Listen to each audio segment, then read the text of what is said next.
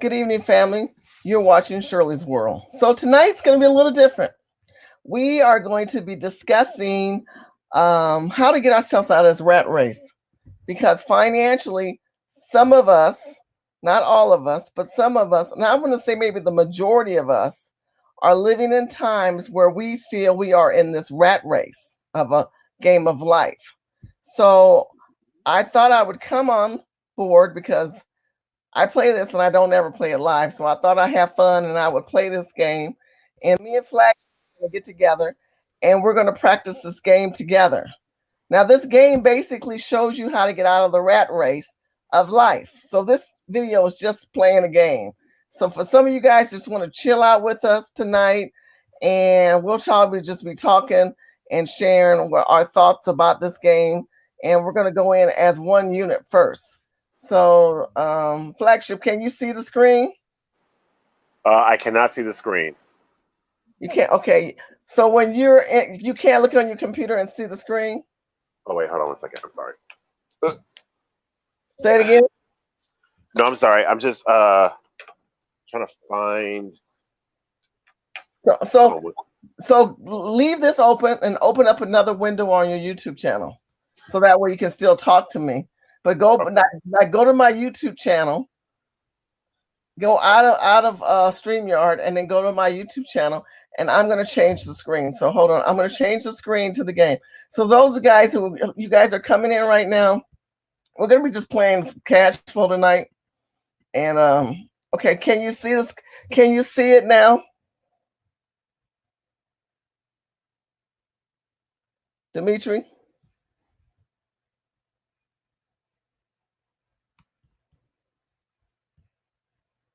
Hey, Dimitri. I lost Dimitri. He's somewhere over the rainbow. Okay, you guys, so what you're seeing is what a game called CashFlow. And what me and Dimitri was kind of practicing a little bit before you guys came on. So I wanted to show you how this game kind of works. But I'm lost Dimitri, so I really don't want to start first. Hold on. Yeah, he chimed out. So let me stop. Let me see if I can get him back on. I'm buffering. That's interesting. Okay, so let me call you. Hold on. I'm gonna call you, and then you just look at like from a participant. Let's talk on the phone. Hold on. I'll do it that way.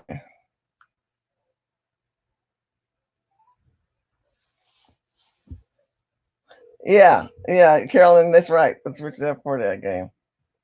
Hello? Okay, so you're here, right? Yeah, I'm here. Okay, so I'm gonna go ahead and I don't know why it would buffer, but let me try from here. All right, so I'm gonna go back into the game. Okay, can you see on your computer? I can see it now. Okay, so let's play this one together, and then you go on your computer and play, and we'll just talk through the phone like before. Okay, but let's just go ahead and do one room. So I'm gonna call this room UGC. Hey, if anybody's watching that wants to join me and Dimitri, I advise you to sign up right now. And then when we play regular, you can join our party. So I'm setting up the party. It's called UGC Urban Game Changers. I'm gonna create a game. I'm just gonna be one person. It's just gonna be me. Okay, so Dimitri, what should I do? What dream should we choose? Oh snap! I won the game. I got it. You're cheating. I finished the last one. Okay, so come back to ours. Okay. Okay. Hold on. Okay. I'm gonna stop tripping. It's addicting. I didn't know what to do. I just couldn't stop. Okay, so can you see? All right, cool. All right, let me get back on StreamYard. Okay, no, don't do StreamYard. Okay, can you do StreamYard? Okay, go ahead. Because you got to be at. I'm here. Okay, where are you at? StreamYard or I'm at StreamYard now. If you bring me back in, I'll be in. Okay, hold on. Let me go back to StreamYard. Okay, are you there? Yeah, I'm here. Okay, So again, you guys, we're just playing game tonight. This is a video. This is a game called CashFlow, and this is a different video. This is kind of like a chill video. We're just talking. If anybody wants to join in on the group, you can, but you have to. I'll put a link in the stream to paste if you want to join us. But if you want to join us in the game, that's what we're going to start real soon. You have to go sign up at richdad.com, richpoordad.com. Anyway, I'll show you in a second. Okay, let's get this work. I'm gonna go to the screen. I'm just gonna pick one person. Okay. So I'm already here. Can you see this, Dimitri? Can you see the board? Yep. I sure We're can. gonna work as one person. So I'm gonna choose the dream. I'm gonna choose the dream of the festival. I'm a janitor. Ooh, I don't make no money.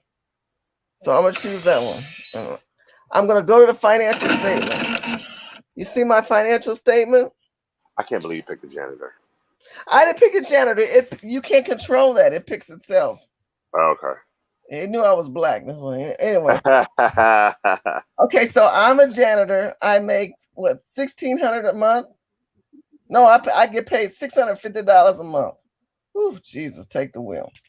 I don't own any properties. My mortgage is $200 a month. My car payment is $600 a month. Oh, sorry about that, you guys. Hold on. Okay.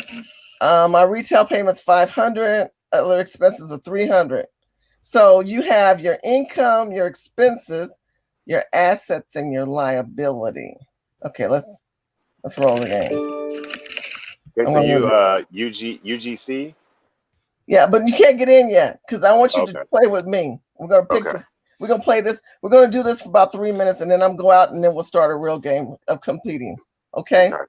Because you're addicted now. You got crack cocaine in your system. Okay. Okay. So the center part of the game. So those who never played this, you guys see this center part right here. This center part is your game of life. You get married. You have kids. You get you can lose all your money. And the goal are you coughing? You got something going on, bro? It's my coronavirus flaring up. Okay. In the name of Jesus, Lord, heal this man. Okay, so you got the gold right there. Gold. That's every time you pass that, you get paid.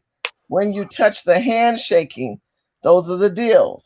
Yep. And then those blue ones you don't want. Either you going golfing or gotta pay a credit card. The one you don't want to land is this one right here, as you can see, because the money go down. And then, of course, we have these babies. Okay, so you can take a small deal or a big deal. Well, you see how much I'm making. Here, I'm a janitor. I make $650 a month. I got $650 cash. And I got a car note, credit card. I ain't got no money. So I know I got to look for a little deal. So, okay, here's a deal. I can buy this house. Has no cash flow. Okay. Oh, friend needs cash quickly. Oh, this ain't even a house. This is a friend that needs some cash. Nope. Sorry. What'd you say? Nope. Gotta go to the bank. You said no. No. Can I help a friend right now? So I can't loan my friend no money? Not right now. Okay, so I'm gonna have to pay. See, this is exactly why black people need to play this game specifically. Because what happened is we let Jesus and church and holy dancing thinking, go back for a second, go to your financial statements. Go over to the left corner. Because this is a teachable moment right here. This is what black people do all the time. Go to financial statements. Okay, this is your numbers. So your cash is $560. Your payday is, wait, where are you going? Okay, so your salary is $1,600, okay?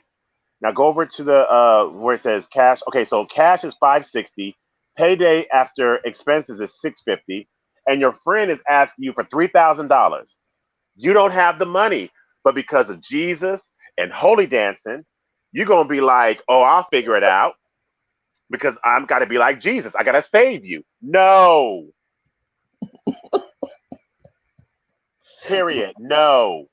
And if we would have done that, we would have been taking on more liability, which More would have fell in liabilities. here. Exactly. And then that means you would have that liability is usually at 10%.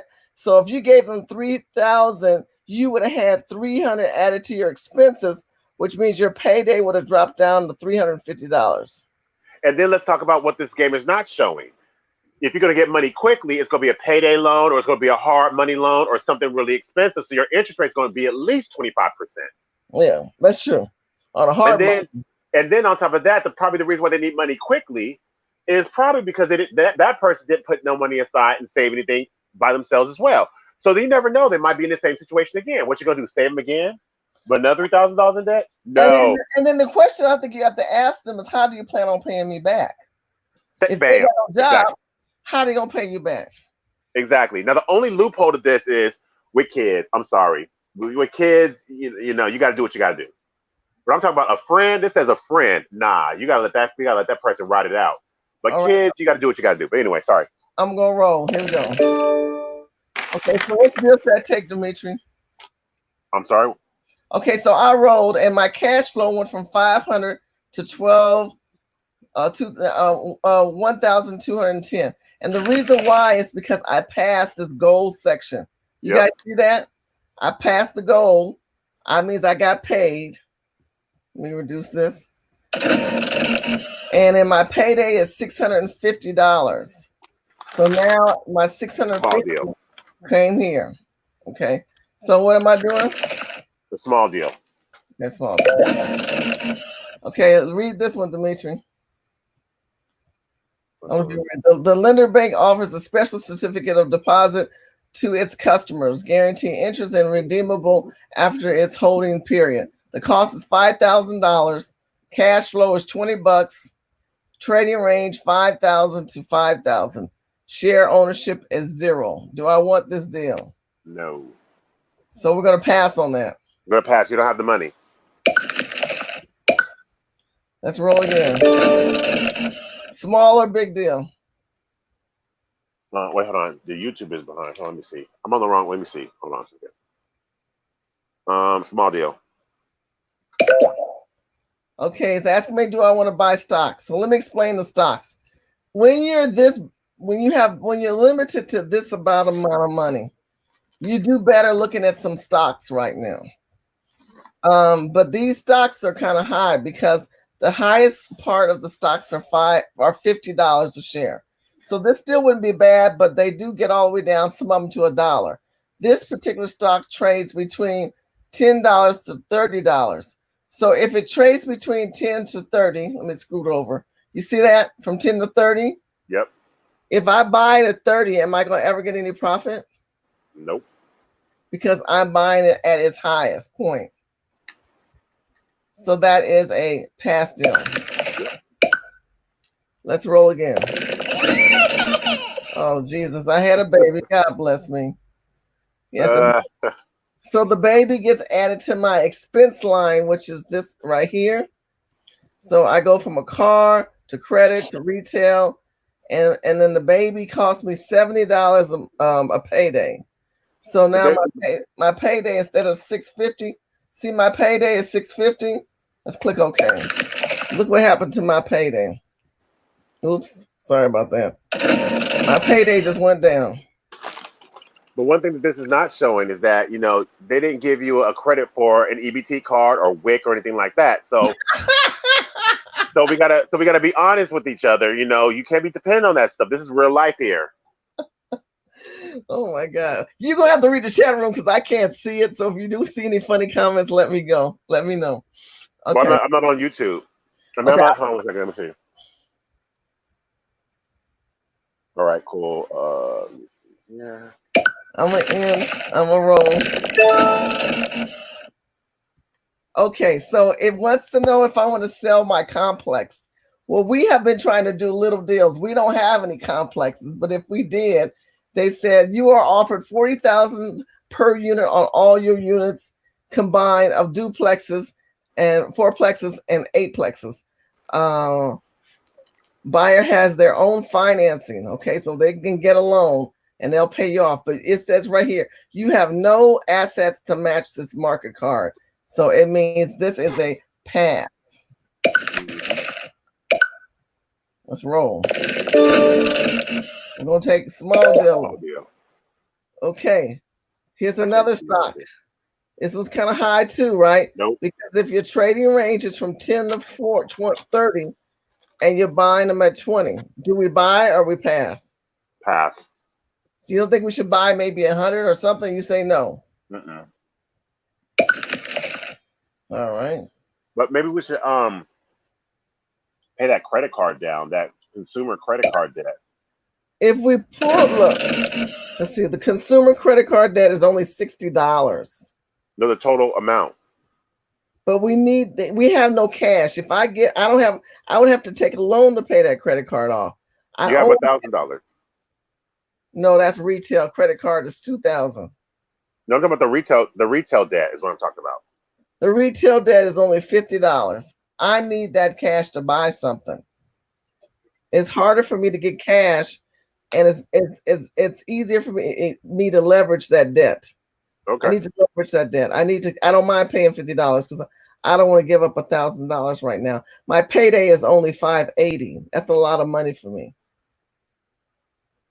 I need to leverage my assets because I've got to buy to get out But you gotta also think about your debt to income ratio. My debt, that's not a high debt. $50 is a high debt. It's not a high debt. If I pay that off, I'm going to lose my cash. I've got to let me get about 1 or 2 deals, then I can pay that off. Let's roll. Okay, see, I got paid. I passed. Let me go here. I passed this section here. Yep. Every time I pass that gold, I go up. So I'm going to do small deal or big deal. Small deal. Okay. Babies with you. Okay. This one says condo for sale. 2-1. What do I do? Oh, snap. Down payment is $5,000. Okay. Down payment. Will you get a loan? I can get a loan. So if I buy it, I got a cash flow of 160. I put 5,000 down, and then I'll own the asset. I'll do it. So let's figure this out, though. I'm only getting paid $580. I'm gonna have to take a loan for how much? About what, $1,800? That's not bad, right? Mm-mm. Okay, so we're gonna buy it. It's gonna say, oh no, they want me to take a loan for $3,000. So I'm gonna take the loan for $3,000. My payments will be $300 on this loan. That's gonna subtract from here, and that'll make my payday be $280. But it had a cash flow of 160, right? Mm-hmm. So let's do that, yes. And now I'm gonna buy it. Okay, see my payday. Now my payday is at $250. I don't make no money now because I didn't bought this condo. But the condo got 160 cash flow, so I'm gonna buy it. So that's gonna go up. And I'm gonna end it there. So let's look at our financial statement. So now our financial statement. You can I'm sorry, go ahead. Well, I'm not making this much money now, but I do have an asset that I can leverage. I could sell it. I'm getting cash off of it. I could increase my rents, but my payday, I'm not making any money. But if I had paid off that credit card, my loan right here would be even higher. Mm-hmm. You understand what I'm saying? Right. My liability loan right here would have gone up. But I don't want my liability loan to go up. I want it to stay as low as possible because I ain't making no money. I'm a janitor. What are we going to say? Now go ahead. No, I'm sorry. Go ahead. Keep going. Roll. Oh, yeah. Keep rolling. Let's go. Okay. I just got paid. That's all it's saying. So let's look at the pay. I landed on the goal. I'm at 800. I can't pay down on this until I hit 1,000. That's fine. Let's go. Next. I'll keep rolling. And let's pray we don't land on we want to go to Vegas or something. We can't party. We can't do no credit card stuff. Let's see what happens. Okay. It's saying that they have a bed and breakfast in demand. Well, we didn't buy any bed and breakfast. Yep. No problem. We're gonna be done with that one. Catch us on the rebound. Catches on the rebound. Okay, big deal, small deal. Small deal. Okay, a Nope. developer's company costing you $5,000. Nope. It has no cash flow. Nope. No profit during the startup, long hours, and no extra pay. And you got a baby too? Hell nah. But I want to start a company. I'm feeling good about But you myself. don't have no money. I do have money. I got $810 and I can get a loan. Oh nah, that's not right now. I got That's a wife. aspirations. I got aspirations. Yeah, you got to let that go right now. We'll come back to it in the rebound. Oh, okay. Let's sell that condo and get some appreciation, and then you're kind of in the driver's seat. Oh, okay. So I'm gonna pass that one. All right. Oh, I hit payday. Let's go look at repay. Okay, so now I got cash flow of 1,250. Should I pay on this loan right here? I can get 1,000. Only pay off if you can get something taken off, like if something goes off. Well, the good part is you should do that. So I'll tell you why. This loan is 10,000. It's 10%, and the loan payment is 300. You see that? Right. We want that number to go up. That payday number to go up.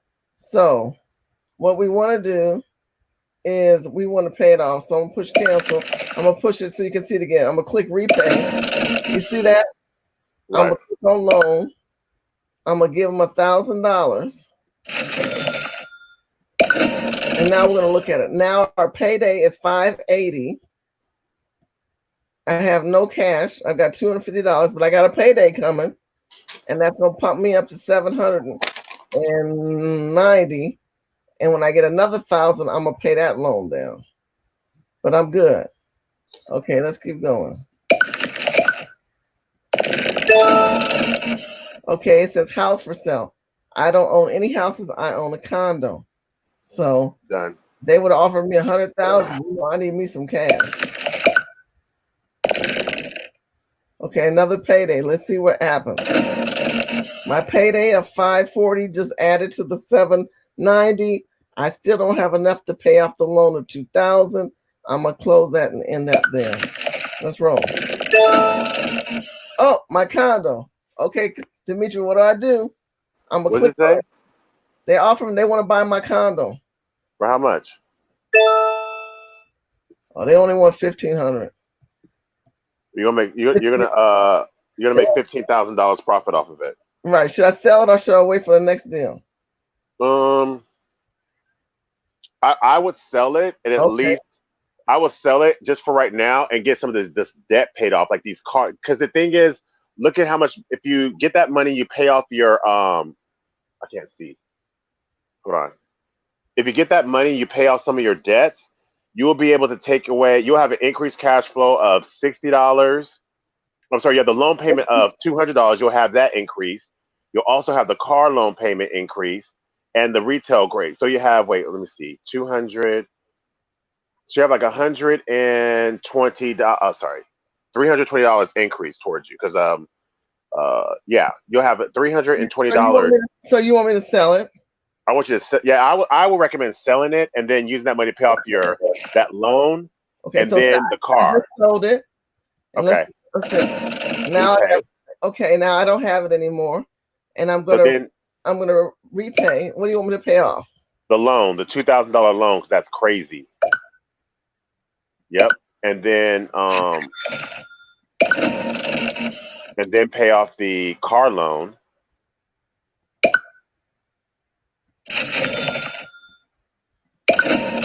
And then if you want, you could pay off the credit. You can pay off the retail or the credit cards if you want, but you don't really necessarily have to at this point. But at least you got some more income coming in. Okay, what you want me to pay? One or just don't pay it and keep going? Let me see. Go over to the. Hold on. Let me see. So Let me see. So credit card payment is 60. So if you want an extra, is that $50 or $60? I can't see. It's $50 and $16. I just think I can carry the debt. Yeah, just carry it. That's fine. I don't want to be so much that I'm asset strong and cash poor. I've got to have cash. You never know on a rainy day where you need some cash. That's been one of our problems. So when rainy days come, you have to take a loan and then you have to pay the interest on that.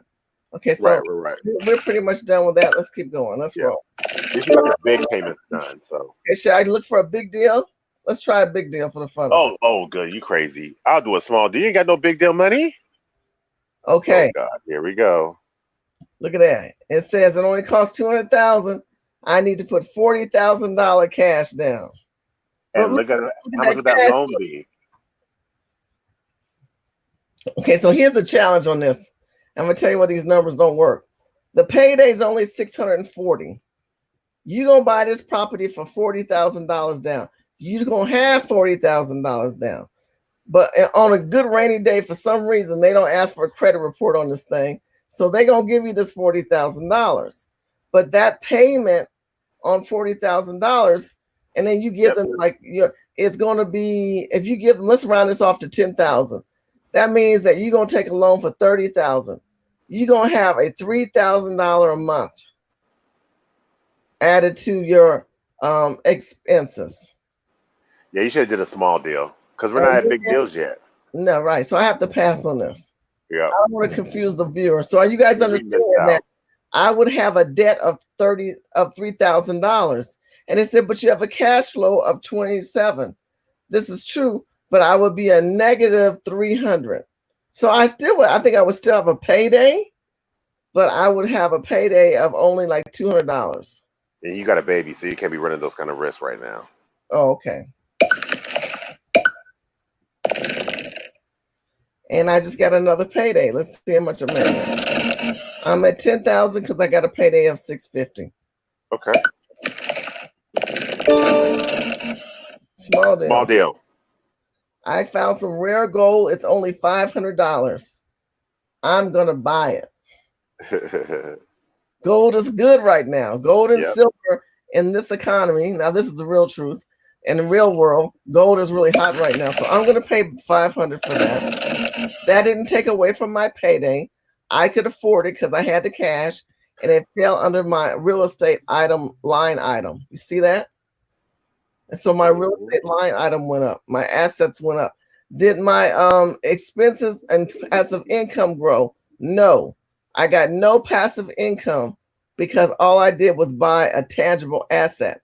I didn't buy any recurring asset that brought me any cash flow. But we're going to get there. But at least it does bring you value. Okay, let's end that. Small deal. Okay, here we get some stocks. I'm going to buy some stocks. I'm going to buy $300. Now, this is where you had the problem, Dimitri. See, watch this. I'm going to pay, watch, 300. You see that? Yep. And then I'm going to subtract that. So I've got 9,000. I'm going to feel a little better. I'm going to feel myself a little bit here. Let's see what if I do 500. Okay, that's 5,000. I want to buy 500 shares. Okay, so now that didn't affect my payday. I still have some cash, but now I have 500 shares, $10 the cost per share, and some coins. I have no property, so this has not gone up. I'm still in the rat race. What is the rat race? That's that circle right here. Keep rolling. Small deal. A small deal or big deal? Small deal. Small. Okay, another share. Oh gosh, give us some property. Come on, property. See, I'm gonna buy again. You are? Yeah, at $10, but I'm only gonna buy 100. Okay. That's only 1,000, so I'm not gonna lose my mind. I don't like stock. Like I don't even like stock in the real world. Okay, so I'm gonna buy this stock here. Okay, I'm gonna do a side note. This is gonna sound. I'm gonna throw us off. I don't want to throw anybody off. You said something. I'm gonna show you why you should. I'm going to type in what I've been paying attention to. I've been watching airplane stocks. Y'all know why nobody's flying, right? So this is the real world. I'm going to show you something. Okay, so this is the airplane stocks. I want you to look at these numbers. The B's are the buys. The C's are a plus minus. I mean, the C's are going towards what's below, huh? Ooh, that's a real good buy. Let's look at which one was I looking at? This is JetBlue. Let's look at JetBlue. Okay, so JetBlue currently right now is trading. Oh, not sorry, it's page not found. I don't know why that's not showing. Hold on. It's kind of strange.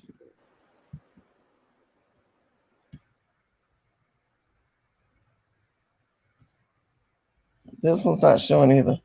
The alphabets mean that pretty much the stock has gone down. The value has gone down. The coronavirus and travel bans. And travel bans, right. So it just basically shows you that the value of these shares are continually going down because it's a negative.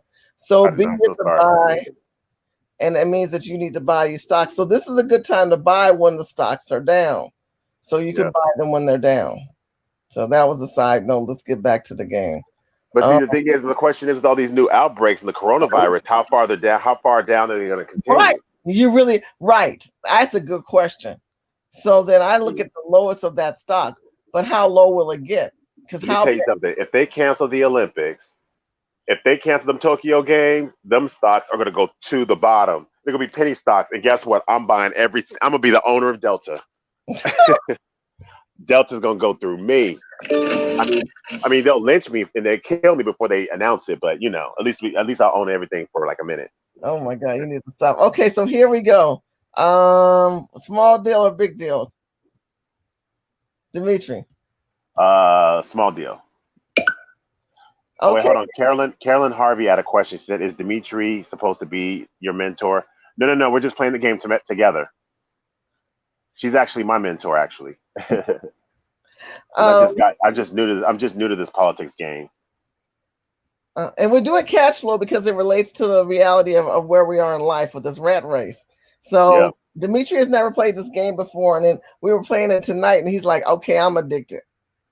I think we should get this one because your loan's only going to be because the down payment is $5,000. Your loan's going to be for $430. And you got cash flow, and then you're going to have an asset that they can buy later. Okay. I'll take it. If I buy it, I'm going to have to take a loan for $1,000. That's going to increase it. It's going to break even because what you're going to find out is that my expenses are going to increase. This is going to go to 4, right? Right. And that's going to take this down, but then go back up again. So I'm going to say yes. Now what happened was I just took a loan for $1,000 to increase this to purchase it. That took away from my payday, but I'm going to add to my payday. I'm going to buy it. And now I'm going to look at it. And now I broke even. So I broke even, right? Right. So I have condo, a coin, and 2 shares. I mean, 2 different stocks. So you bubbling it up nice right now. Bubbling up nice. Yeah, we're doing it nice and slow, not too fast. Not losing our mind. I honestly believe if you would have picked that small deal, I think we would have had another condo up in there. That's true. But we didn't. So, and then we didn't buy the big deal, or we would have gone bankrupt. And you've seen what happened. We've done that. We don't want to go bankrupt. No, we didn't do that. You did that. No, Demetrius won the game the first time. I played it right. Yes, you did. I'm all down with my sisters, but like sometimes sisters got to go it alone, and brothers got to go at it alone. Sometimes we gotta, we're not together. Sometimes. Well, I got you. Sisters, we're the risk takers. You guys kind of pull the reins back on some of us, and we like that. But if us working together, look, we got our bills paid, our mortgages paid, our credit cards paid. But what's frustrating me is that credit card and retail bill because because my parents were always psycho about bills growing up. Like my parents' credit card debt was no more than like $500. They'd be like, "We have a $500 debt, we got to pay it off." Like they're psycho. They made us psycho about paying off credit cards. It was crazy. I don't know But why. this is the challenge, though. Your credit card's $60, and they're right about the credit cards. The credit card interests are so high. But right now, you're trying to build assets. Right, but here's the thing: if you look at the $60 and $50, that'll be like $110 that'll be added to your payday. Okay, so do you want us to pay off this loan? Not right now, but when we get next time we get some more cash, let's try to get that gone, just so it's out the way. Just leave us alone. Go to hell. You know what I mean? Like that's why I feel like with credit cards, like go to hell. Like it's like a phobia. Okay, so let's roll. All right. So there was a question about where do we get the game. All right, let me answer that question. So you have to go to www. It's Rich Dad? Yeah, richdad.com. Richdad.com. Let me type it in there. If you guys, we're going to play it together. So we're going to start a group with another. I'll say let's finish this out a little bit more, and then we'll start and we'll put each other in our own rooms. So if you guys want to play, go to richdad.com and sign up right now, and then let us know if you want to be part of our game. So in the chat room, just say, "Hey, I want to join the game." Go ahead and sign up now, and we'll keep. M West had the question, so M West got you. Right. Type this in better. Okay, so I keep going, Dimitri. I clicked on it. We landed on. Oh, that dang charity. Now, I like giving charity because it's only $170, and I can write that off my taxes. In the game, you can? Well, in real life, you can. In the game, what they do to reward you is they let you roll your dice twice, which means your payday rolls up faster. Okay, cool. So I'm going to make that donation. And it didn't show up. Maybe I didn't have enough cash. What the hell? I don't know what I did. Okay, keep it moving. Oh, I did. I did make the donation. Now I can pick one dice or two dice. So I'm going to roll two, but I take the risk I might land on that baby. Let's see what happens. Okay, so it's after I get paid. I did get paid, but it is saying that I need to sell a complex. But guess what? We ain't got one. We've got a condo, some shares, and a gold coin. So we have to. It says you are offered $35,000 per unit. Oh, you don't have anything. Okay, cool. We'll have it, so it doesn't make any sense. Okay, I'm gonna roll again. Oh damn! Now I got two kids. So the 70. So that means I'm gonna have this be 70 added here, and I'm gonna go down. I'm gonna make $70 less. Now my payday just went to $570. Please, I got to keep my legs closed. I just cannot have You see what happened when you got that condo deal and you got lit at the club. They got that dark liquor up in you. Hey, don't tell everybody my business, boy. You was getting lit with Brandon Tatum. See, that's what happened. Hey. You know Brandon Tatum like them white women. You need to stop. Leave that little 5'4". That boy about 5'4". He a little He's man. 5'4". Are you serious? No, Brandon Tatum's probably about 5'8". I'm messing with Brandon. Oh. Brandon Tatum ain't that tall though, and he got that little white woman out in his arms. So you know, Brandon one of them Oreo cookies. That's what a Brandon is. Anyway, let's stop. Yeah, to each his own. To each his own. I don't get into all that stuff. That's I too don't either. You mentioned my whole thing is, are you empowering the community? Because we are at a disadvantage and we've been booby trapped. So if you help in the community, the problem is you got all these people that popped up online, and I don't see them in the community. I see them talk a lot of good game, but they don't interact in the community. Right. Okay, let's keep going. But I'm sorry. I'm talking to you. I'm all talking to you about. I wanted to talk to you about something that I was going to start, but I'll stop. Okay, no. Let me ask you this. Right here, it says the company they want us to. We don't have a match. They see if we had a business. You remember you were saying, "Oh, we should buy this business," but we couldn't afford it. But see, if you would have let me buy that business, now they offering $50,000. But you told me no. See? But you did. But you would have been like completely over leveraged. Oh, that's true. But it been a risk I took. Yeah, because also, you know, it would have been a risk, but you also got to understand timing and making solid risk. The risk has to be risk and reward. And at the time, you just couldn't do it. So it's not like, really didn't miss out on anything. Small deal. Okay, this one. Another Ooh. condo. What should we do? It was Mm, $4,000. That means that we're going to take a loan for 2,000. We don't okay. have too much debt and loan. We only owe $1,000. And we'll have $150, 140. So that 140 will come off to 570. We're I'll gonna have a take it. low payday. No. I take that back. Yeah, we take 200 off. Why? We got to get it. Okay, so if we buy it, we're gonna have to get a loan for 2,000, which will give us 4,000 cash. So let's buy it. Yep.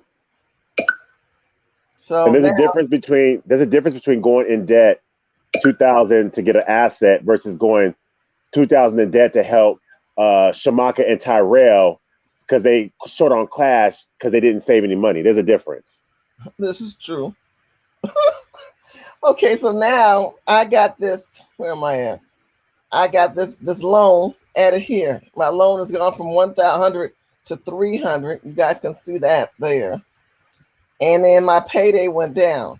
But I'm buying this, so now my payday is going to go up 140. So I add 140 to 370, and there you have it. You're at 510. So my payday went down by $60, but that's not bad because the next payday, 2 more paydays, I can bring down that loan. And Which then also let's look at the assets too. We have shares in stock, 2 of those, and we also have gold, and we also have 2 tangible assets. See, now this is what we're talking about when people talk about tangibles. Now, if the Democrats are offering condos, which is to black folks for slavery, that's something that's tangible. It's a tangible asset, and that'll be a replication of the Homestead Act, where folks got land and slaves and houses and stuff like that. So this is the difference between a tangible asset and something that's not tangible. A condo is tangible. Letting someone borrow money and they might pay you back whenever is not tangible. right. And then Yep. also look at the cash flow. Total expenses right here, 1,330. That's all the expenses here on the expense column. Yep. But we have passive income right here. Income. We're janitor, and now we have 2 condos. So we add that with what we're bringing in. We got an extra 240. Yep. So that's good. So again, let me explain it to you again. Your total expenses, that's your house, your credit cards, your retail, others loan, and the 2 kids. Okay. That totals up to 1,330. You're a janitor. And then you have to add in your passive income of the 2 condos, and that's how you get 510. Let's continue. I got another payday. I'm not quite there. Once I hit 1,000, I'm going to pay down on that $3,000 loan. Small deal. No. That was the one. If we had this widget earlier, they were offering $50,000 there. Do you have $3,000? No, but I could take a loan, and that would put me $6,000 in debt. And then I have to subtract $300 from our payday. You got 2 kids. 10. You got 2 kids. Okay. You got 2 kids and an alcohol problem. So you can't be.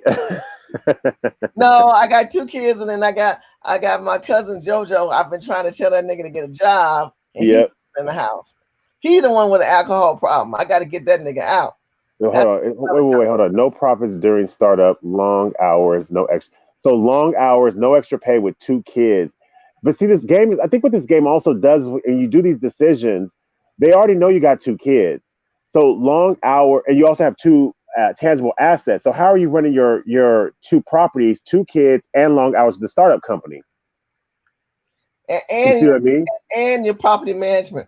How the hell are you gonna pay the property management? That's not in here. There is no property management, so that's not even in the liabilities. So obviously, this game is it's assuming based upon the setup that you're doing it all. So yeah. I don't know. We're gonna pass on this one. Yeah. Because the reason why I would pass is because your down payment is, you're talking about $3,000, right? The 3,000 would increase that loan payment to 600, which is another 300. My payday would only be 210. Yeah, I wouldn't. Yeah, I So we're think gonna pass. yeah. Okay, another small deal. Okay, here we go. They want 5,000. All right, I have to do some math on this one. We've got 1,200, so they're gonna make us get a loan for 4,000. If we get a loan for 4,000, that means that this loan would increase by 400, but our cash flow would be 160. We don't make no money right now. So if we subtract the 400 from here, that would leave $110. Yeah, leave us $110, and then we add this back, which would be 160. That would be 380. That's really cutting it close. And see, these are the questions that people have to deal with in real life, because it's so tempting to just gather that asset and have that resource that's there. Yeah, but you don't have enough cash flow coming in to do that. So we're gonna pass on this for now. Oh, jeez. What? Make a decision. I'm leaving this one on you. You know, let's go. I say go for it. All right, let's see what we're gonna end up with a payday of $200. So then we're gambling. Let's go. We're gonna buy it. Here we go. They're making us take a loan for 4,000. We're gonna buy it. Yeah, done. Now we ain't got no money coming in. Yeah, we can't do nothing else. We can't do nothing else. And if we go bankrupt, it's gonna be on you. Because this is the biggest problem. We got our loan ratio is too high. Right. We can't pay it down until we go around, until we get how many paychecks? 2, 4, 6, 8, 10. We gotta get paid 5 times to bring it down. So this is where you go, but pray we don't go bankrupt. Small deals. It's asking to pass. To sell you. Well, we can sell our stock. Let's see how much we get. We only gonna get 200, 2,000.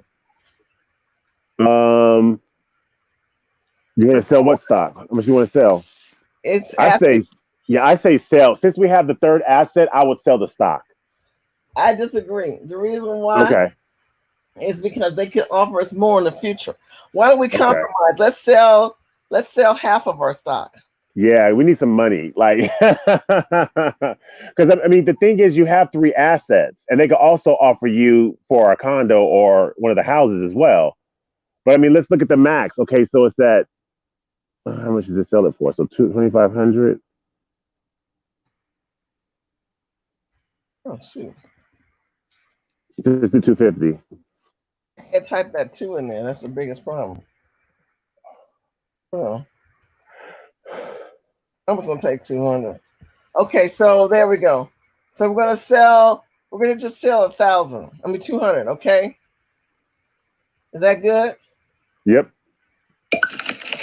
Okay, now let's look. Now we have some cash. Now, if I take this and I take 1,000 and I pay this down on this loan, I will get an extra 300. So you think I should pay the loan down? Which one? Okay, you see how I have cash of 1,270. Right. My payday is 270. Right. Where am I at? I'm here. If I can get one more payday, I will get 270. But if I just go ahead and pay it now, if I take 1,000, I think I should repay on this loan. $1,000, yeah. Okay, and then I'll take that from 7 to 6, and that'll take that to 3. Okay. Did that confuse you? No. There we go. Now we're at 370. If you guys watch this and you like this video, get the thumbs up. I know it's not going to be as many views as some of the other videos, but at least this video will kind of give you an idea. and to relationships of life. Because, like Dimitri said, we have limited incomes, and if you only are making 1,600, that means you're making about 20,000 a year. This is the kind of income you're living off of. Now, this is this is dire straits in California. If this is a reality, some of these people will be subsidized with some Section 8 because there's Yeah, no way. well, this is for if you live in like Georgia, Mississippi, Right. Oklahoma, Missouri, Montana. Yeah, that's that kind of money. Yeah, because there are Negroes who are making this here, but let me tell you what they're doing. They work in the system. And then Yep. on the side, they are also they're freelancing. That's a whole Yep. other game that we could create. Yep. Again, we are still in this rat race, and we are trying to get on the other side of the board. Yeah. Okay, small deal. Let's play. Somebody want to buy something. Oh no. No, you can't do that right now. I can't do this either. Mm-mm. Nice little no cash flow, but at least I get another asset. Nope. That's a complete pass. It had 500 negative too. Okay, they want to buy a complex. Guess what? We don't own those. We only own shares and condos. Oh, we got payday. How much did we get? We're at 1,000. Okay. So we should pay on another loan, right? As long as we can get some more. Yeah, we'll increase our salary by $100. Okay. Can you take off that retail debt, or are you gonna take off the loan? No, take the loan debt. The loan has a higher interest rate. Yeah, that loan debt got to go. Okay, now we're at 470. $10 cash in the bank. Let's pray we don't have to take no loan and buy something. Let's not pray. We can't even make a donation towards charity. Let's roll. Okay. It's asking us done. We want to buy some more gold, which we don't. But we did get a payday. We had 480. So one more payday. Hopefully that's almost at 1,000. Okay, let's get past that. Okay, somebody buy something. Oh, wait a minute. Oh, shoot. Nope. Okay, wait a minute. It said, do we want to sell? Let's see what happened. All right. Sell all that stock. No, because it's not no money. It ranges. But you gotta think about how much are you spending in loan payments and interest payments. Nope. Okay. I want to keep my stock because the stock range from $10 to $40 a share. They're only offering us 20. What happens if they offered us 40? We would get 4,000, and that's huge. So no deal. Demetrius, I told you we can't have no more children. You keep playing with me. Stop it. We got 3 kids. Oh, damn. So now our payday is $400. Look, $400. Golly. And by the way, in the game, the max you can have is 3 children. So we've reached our max. Thank God. Okay, small deal. Let's pray something. No, you can't get no deals. We ain't get no deals. Oh my God! They still want us to sell the stock at the lowest price. We can't even buy any more stock. It was $20 the last time. Now it's going down. Yeah, we're gonna have to pass. Why did you go to the air show without telling me? What show? I can't see. You went to the air show. Now they're gonna make us pay $120. Oh wow! You're ready to pay this loan down more. Now I got to give up that $120. Pray we don't get that one. Okay, now we got cash flow. Okay, we got cash because I paid enough times. Small deal. Nope. We're gonna pass. But guess what? We're gonna pay on this loan.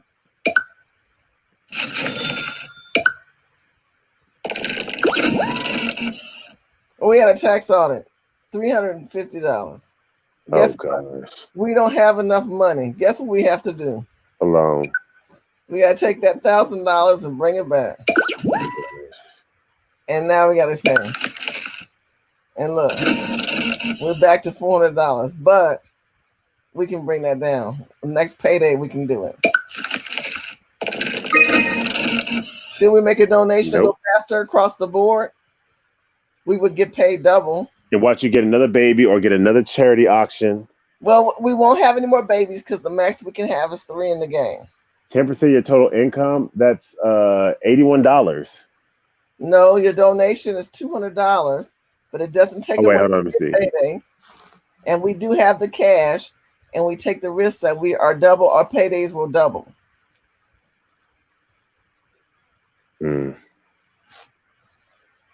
Wait, what does it say again? I'm sorry, I can't read it. Okay. I can't see the screen. Oh, there it is. Okay. So if we pay the donation of $200, right, that would subtract from the 800. That leave us with what, 500. That's not bad, because then we will go double around the board faster. Because it gives you 2 times the roll your dice. I'm gonna make a donation. So we made a donation. Now look, see, we got two dice. See how fast our income increased? Because we went from here to here. We went boom, boom, way around. We can't do any more deals. Well, let's see what happens. Nope. It's only $5. Nope. We don't have this share at all. No. Can we buy at least? Can we buy $300 worth? No. Can we buy $10 worth? No. All right, I'm gonna pass. There is no money. Can we repay on this loan? We got enough cash. Damn, do we? Yeah, we got $1,400. I say pay it. Yeah. Okay, so then our let's see, our financial statement. Okay, our payday is at $500 a month. Okay. I'm gonna roll the dice twice. We're right here on the board. You see where we are on this board? Yep. Now let's skip around. Let's hurry up. Okay, I got God. Small deal. No stock. Oh no, they did a reverse split. Damn. Our 300 shares just went down in half. I told you we should have sold that stock. Oh well. Yeah, we had that. When you have the assets, the housing assets, you can get rid of that stock. The stock is too volatile. Look at that. Look at that. Now we lost that stock. Yeah, it's too stock is too volatile. All right, we got 2 more rolls. Let's play it goes hard. Small business. See, you didn't want me to buy that small business. Look, it gave us $250,000. No, $250. Oh, $250. $250. Oh, if we improvement. Oh, $250,000. Never mind. I read that wrong.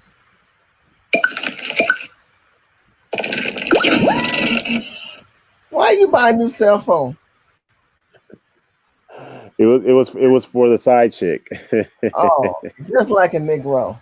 Oh gosh. We got these 3 kids we trying to pay, and nigga, you went out and bought that damn cell phone. Oh, he's collecting the gold one. Oh, cash over 5,000. Yes. We want Hold on. We want the gold coin. Oh, you don't have gold coins, huh? Yes, we have one. It's a rare gold. We have this coin. Should we do? sell it? Yeah, we do. Look, it's highlighted. It's highlighted in gray. You see it? See, it says coin. Okay, yeah. So what should I do? Yeah. Sell it. Yes. We need the cash. I know, but I like gold. It's going to go up. But yeah, really, over the loan, look how much that loan is. That loan is a lot of money. We need that income. Okay, I'm selling it. Oh, look, they're going to give us 40,000. Yes. Woo! And now you pay off all the debts. Okay, so what am I pay off? I'm not going to pay that mortgage off. I need everything but the mortgage. Deals, huh? Everything but the mortgage. Okay.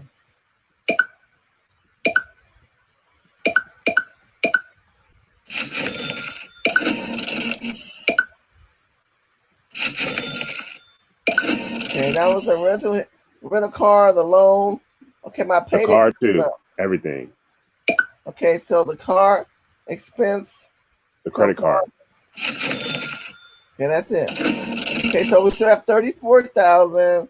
We got $1,000 a month past Now pay. we're good. Yep. Well, we doing good. Okay. Now we're doing good. See. Whew. And we Woo. have the three, and now we have the three assets. If we would have sold that stock, we would be really good. We would be like imperfect, but that's okay. We're gonna get rid of it next time. But we gotta get another. We gotta get some more real estate.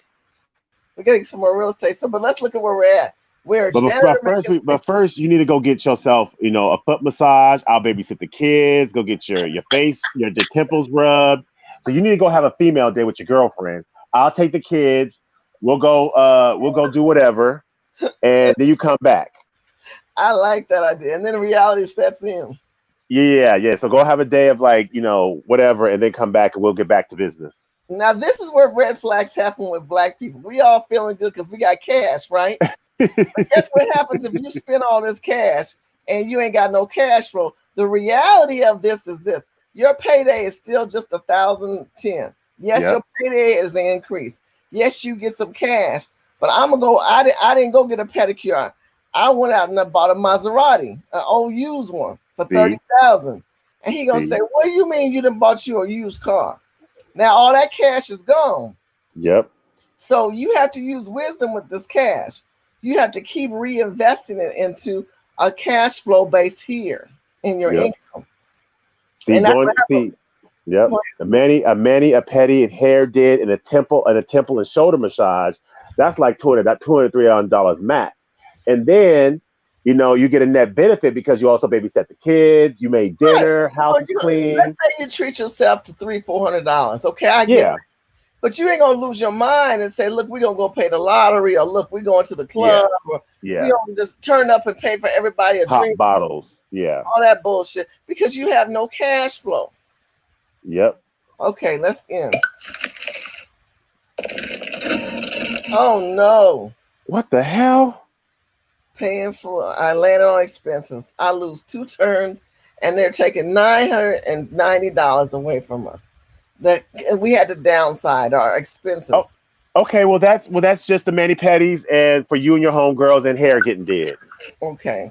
We'll just look at it that way. All right, cool. We spent a But thousand thank dollars God on we that. had the cash reserve. If we Yep. didn't have that, we would have had to take a loan. Yep. But we didn't have to take a loan. It just took it off the top. I know you have somebody playing with you. Let's roll. Okay, small deal, Ooh. Yeah.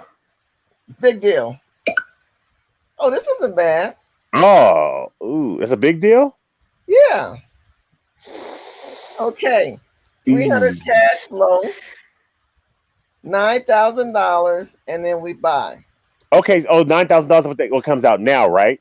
Right. Yeah, I see. We do that one. Hell yeah. And then we have 3,000 cash flow. So we're gonna Yep. buy. Yep. Okay. And we don't need to get a loan because we need a We loan. have yep. We have the down. We have the down. Yep. So Okay. this We is have something the that's good to down. go We in got debt a for, loan. So all we have to do is give them the 9,000. We don't and have we to got take it cash.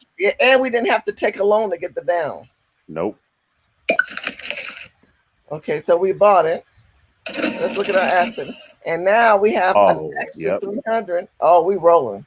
We rolling now. We almost matching our salary. I know, right? Now here's the question. How do we get out of the rat race? Remember, this is all we're doing right here. We're just going in a circle, going in a circle. We're trying to get out of this circle. We're trying to get out of this circle. The only way you're gonna get out of this circle, according to the game, is that your passive income has to get at least up to 990. Look what our passive income is at. Yep. It's We at got we 700. got some good cash in the bank. We have no consumer debt. All of our debt is debt due to assets. Right. But how do we get out of this rat race? We just continue doing the small victories. We have great small victories. We have 4 properties, no debt, and just keep it going. We en route. We almost there. This is true. Another way we could get out is, but we're not going to do it. If we were to pay off the mortgage, which is 20, which we have, that would increase That would take the 200, and that would increase our payday. And 7, 8, 9, then we'd be by we would be at 90 to go. The problem with that is it's not no cash flow. Right. And that's what happened with you. You got out the game, but you had to go a little bit longer because you left the game and you didn't have no money. Right, exactly. Okay. Let's go big deal. Ooh. Ooh. Ooh. Yes. That would get us out of the rat race. Yep. Before I do it, because this board won't show again, we're gonna put 20,000 down. I'll leave us at 5,000. Our cash flow would be 800. 800. All we need is a difference of passive income of 700 more to go. I think that's it. Whatever the case may be, it will take us over what we need, and that'll put us out of the race. Are you confused or you get it? I got it. I'm saying let's do it. Let's go. Okay, so we got house, condo, and we got China. We are really, really great right now. We are really good. We got 3 kids. We got a nice house. We're still in the same house. It's okay. But Yep. guess what? We are not in major debt, and we got roughly income coming in. And you gotta cut your girlfriends off because they jealous of you now. Oh, they're hating. So we got to find a better caliber of people. Look, it says congratulations. You are now out of the rat race. Now, before I get out, let's look what happened. We have a passive income of $1,500 a month. Our income as a janitor matches our passive income. So all the stuff that we bought, you guys, we bought condos, houses, and complexes. It all added up to the same amount as a janitor. So sometimes when we look people and we judge them, you don't know what these people got going on. See, you think because this man ain't got no masters, no doctrine, you know, this husband and what, this woman not working, and her husband and her living in some cheap ass house. You don't know is that these people are bringing in extra income of $1,500 and then plus $1,600. Okay, and their payday is $2,100 after their expenses. That's deep, right? Yep. And then here they even got their little stock, which maybe go up even more in the future to add their cash. But now, congratulations, they are out of the rat race, which is this, and now they're on the bigger board. Now I can buy some stuff. Now I have 150 cash flow income. Woo! I'm doing good annually. That's a year. That's passive income. I need to add more assets. I'm gonna buy this. I got another 5,000 cash flow. See, now you're buying some bigger assets. You're not buying these little houses. You buying businesses. Yep. You bought a quick foot mark. Let's keep going. And that's really good too, because when you can sell Old English and 40s and Jolly Ranchers. Let's keep rolling. I'm going faster. We're landing on dreams. Now, if I had bought that dream, I would have been in it. I'm just looking for buys. Okay. No, you have to actually get the income level, then hit your dreams first. Right. So here we go. We're gonna buy an auto store. Yep. Cash flow is 6,000. Yep. And we're almost there. we do Dayton's, and we do gold trim. We do boom boxes and like all kind of audio systems and rims. We got you. So now I don't have enough cash to buy this. As you can see, my income, I haven't got paid yet because I just bought something. So I only have 35,000. I did land on a t-shirt store, which would have been great. It would have been an extra cash flow of $8,000, but I have to wait till I get past this level. So now that I passed it, now I have cash. Let's pray we don't land on that one. Okay. I don't have enough money for that. Yeah, the pizza franchise. Yeah, that's nice cash flow, but I don't have enough money. Okay, I got enough for this one. Ooh. But I don't think it's cash flow, is it? Well, you buy 500 shares at 10 cents a share. I if you roll a 5 or a 6 on the die, your shares go to $1 a share. Uh, if you roll less than 5, you get 0. You want? We can take the risk. I I say no Look, because it's part of the game. It ain't real money. yeah, I If say we no. lose it, we just gotta wait for our next payday. Let's go. Oh, I landed on a 2. I I told lost. you, yeah. Now But I see, guess now you got to take a break because I didn't kick your ass out to your mama house because you mess with the family money. See, I'm mad at you right now, so we got to take a like 5 minute break.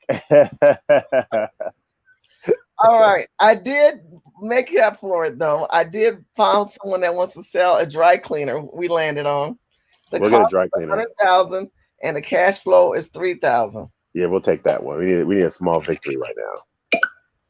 Okay, so I'm gonna stop right here.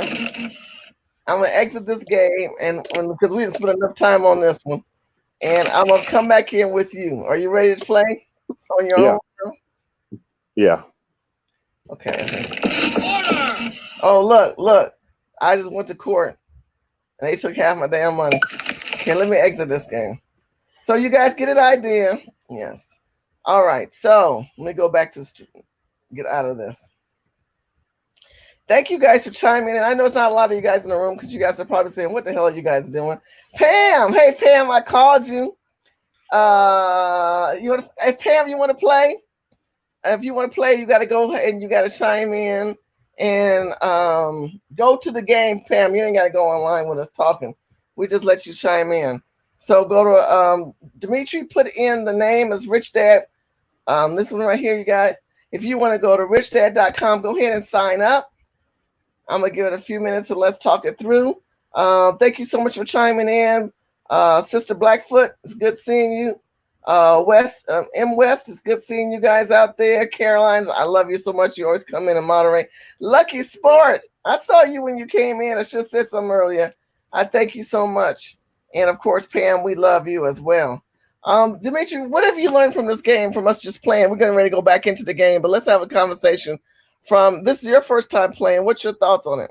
Well, I just think it's a really great game and a real great way to strategize your finances to where 'cause a lot of black people live in the South, and so this game could be really it's kind of realistic, because they have properties that are for $50,000, $60,000 down there, and you only make like $2,000 a month.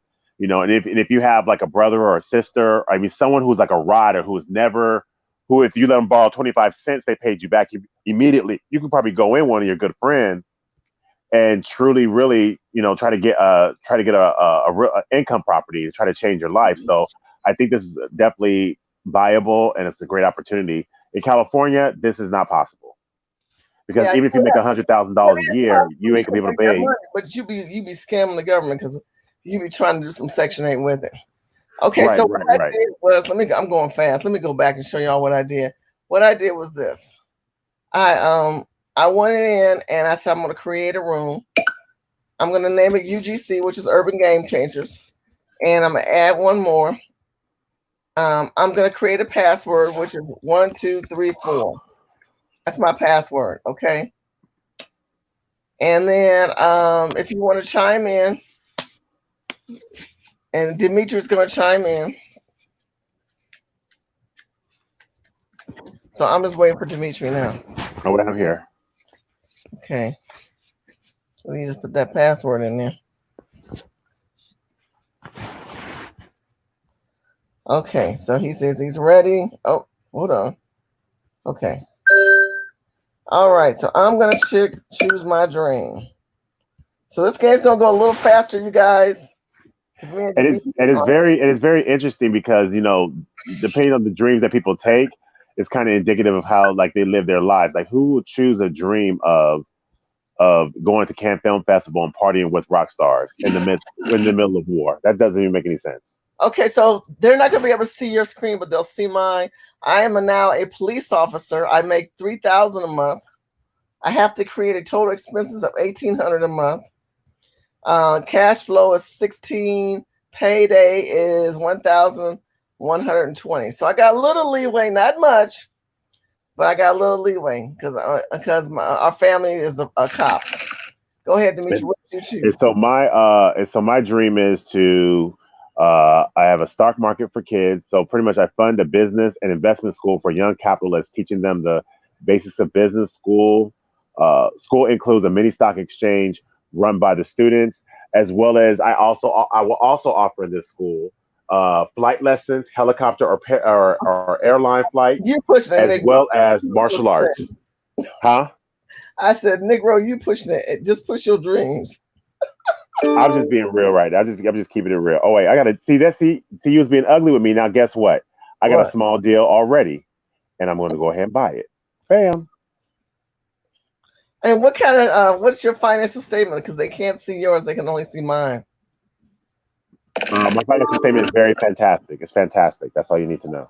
Oh, excuse me. So you're not gonna even share your career? Okay, No, just kidding. fine. Oh, I'm sorry. I'm a truck driver, and my salary is 2,500. And I just bought a condo, and I have positive cash flow of $140. Okay, I'm a police officer. My cash flow is 3,000. I just been offered shares at $30, and I'm not gonna buy it because, like I Yeah. mentioned before, as you can see, it ranges from 10 to 30. So this is the high. So if you want to look at a market and buying stocks, you don't buy them at the high, you buy them low. This is a pass for me. When I end, and it's Dimitri's turn. Oh, see, that's what you get talking about me. So you trick it on the side. Now look at you. Got yourself Oh, a baby, nigga. $140. Got you a baby. That's how much That's that baby cool. cost you? 140? Oh, damn. My baby cost me 160. The karma of it all. Yeah, and let me talking all that shit. Look what happened to me. Go ahead. Well, at least you're getting them done early. Well, this is true. Wait, it says before you. Oh wait. So I just got paid money. That was it. Oh, okay, well then that's good. Small deal. Okay, here's a small deal. House for sale. The cost is 50,000. Cash flows 200, and all I need is 400,000. Whoa. It says house available in depressed market due to layoffs. Will make Yes, a good investment property for right buyer. and I'm gonna buy it. Okay.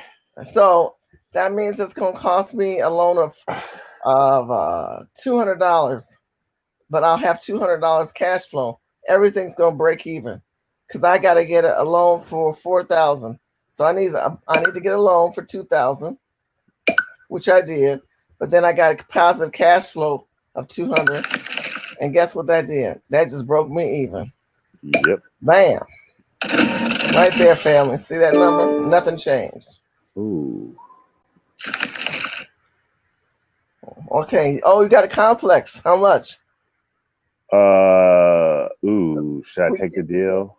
We can't see it, so you got to explain it to us. Okay, it says an older fourplex next to a new highway for sale. Owner occupied, move in to quieter area. Price for quick sale. So if the down payment is $15,000, let me see how much the payment will be.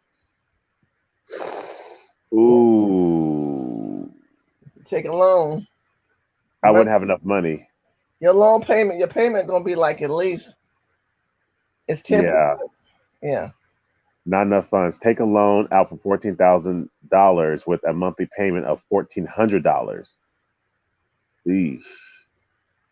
I don't even make that much money. I'm not advising you on this one. I'm gonna have to pass. I shouldn't have picked that And one. M West, if you want to know where to go to game, go to richdad.com. Okay, it's my turn. Okay, I'm gonna go small deal. All right. I can buy a company with $5,000. No cash flow. I only make 900. I would have to take a loan for 5,000, which would be 500, which would make my payday 460, and I'm passing. Your turn. Ooh. No, please. How much was the stock? We can't see it. You got you can't see it? Oh, I'm sorry. It was the stock was for $40, and it traded at $40. So I'm like, you got to be kidding me. Miss me with that. Okay, I got a small deal. Come on, be a good one. Oh, I'm gonna buy me that rare gold coin, brother. It's $500. I'm gonna buy it.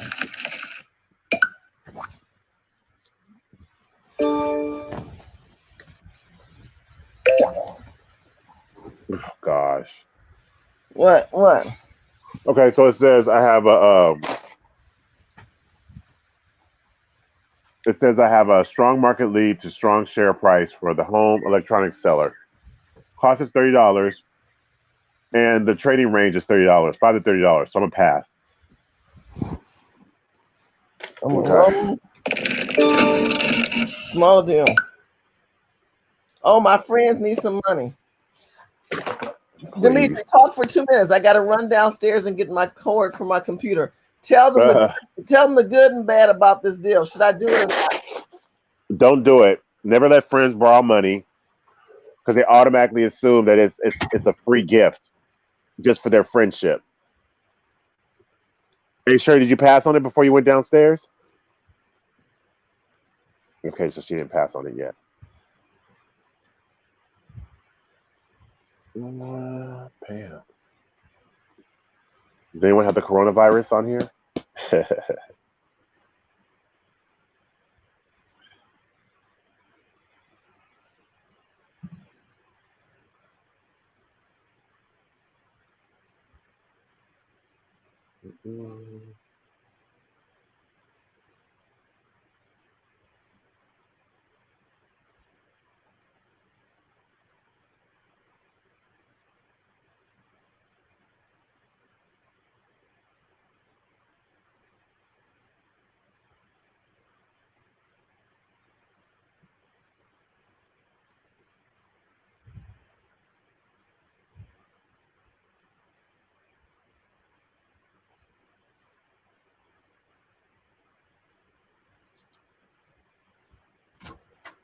Okay, I'm back.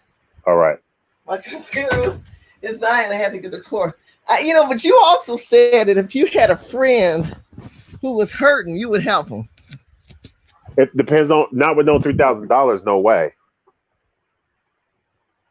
Well, the bad part is that would take away from your income. Yep. And like I said before, we don't know what kind. They ain't told you how they gonna pay it back. Yep. And every time I've let people borrow money, I've never gotten the money back, and it's just ridiculous. It's just crazy. So I'm gonna pass.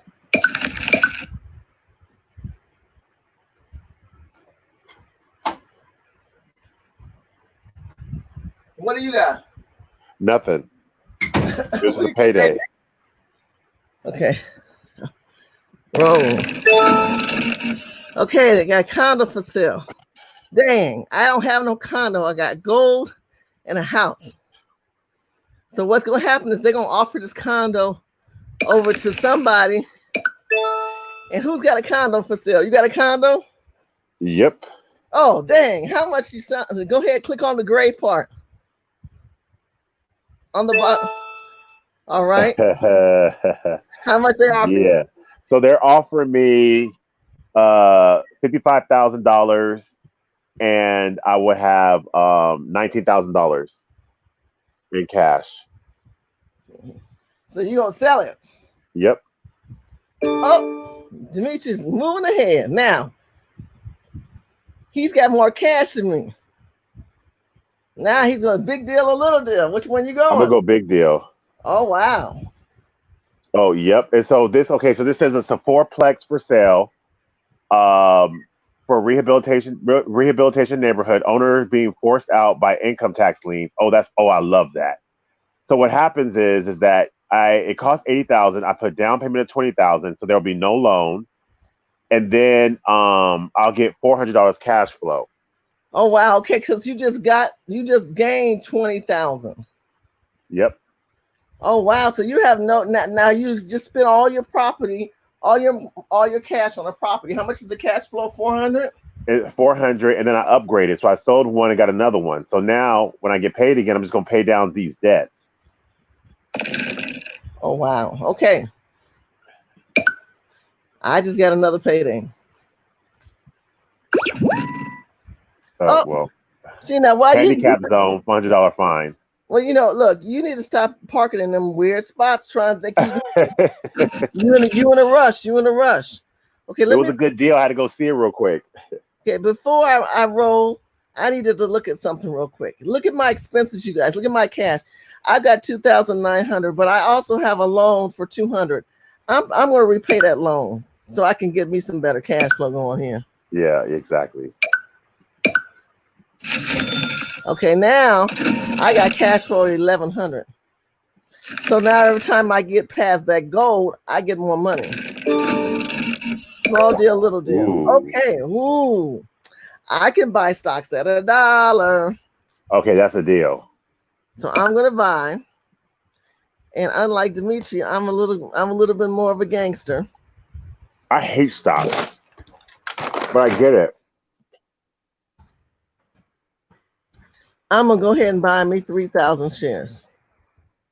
Hey, do what you got. Do what you got to do.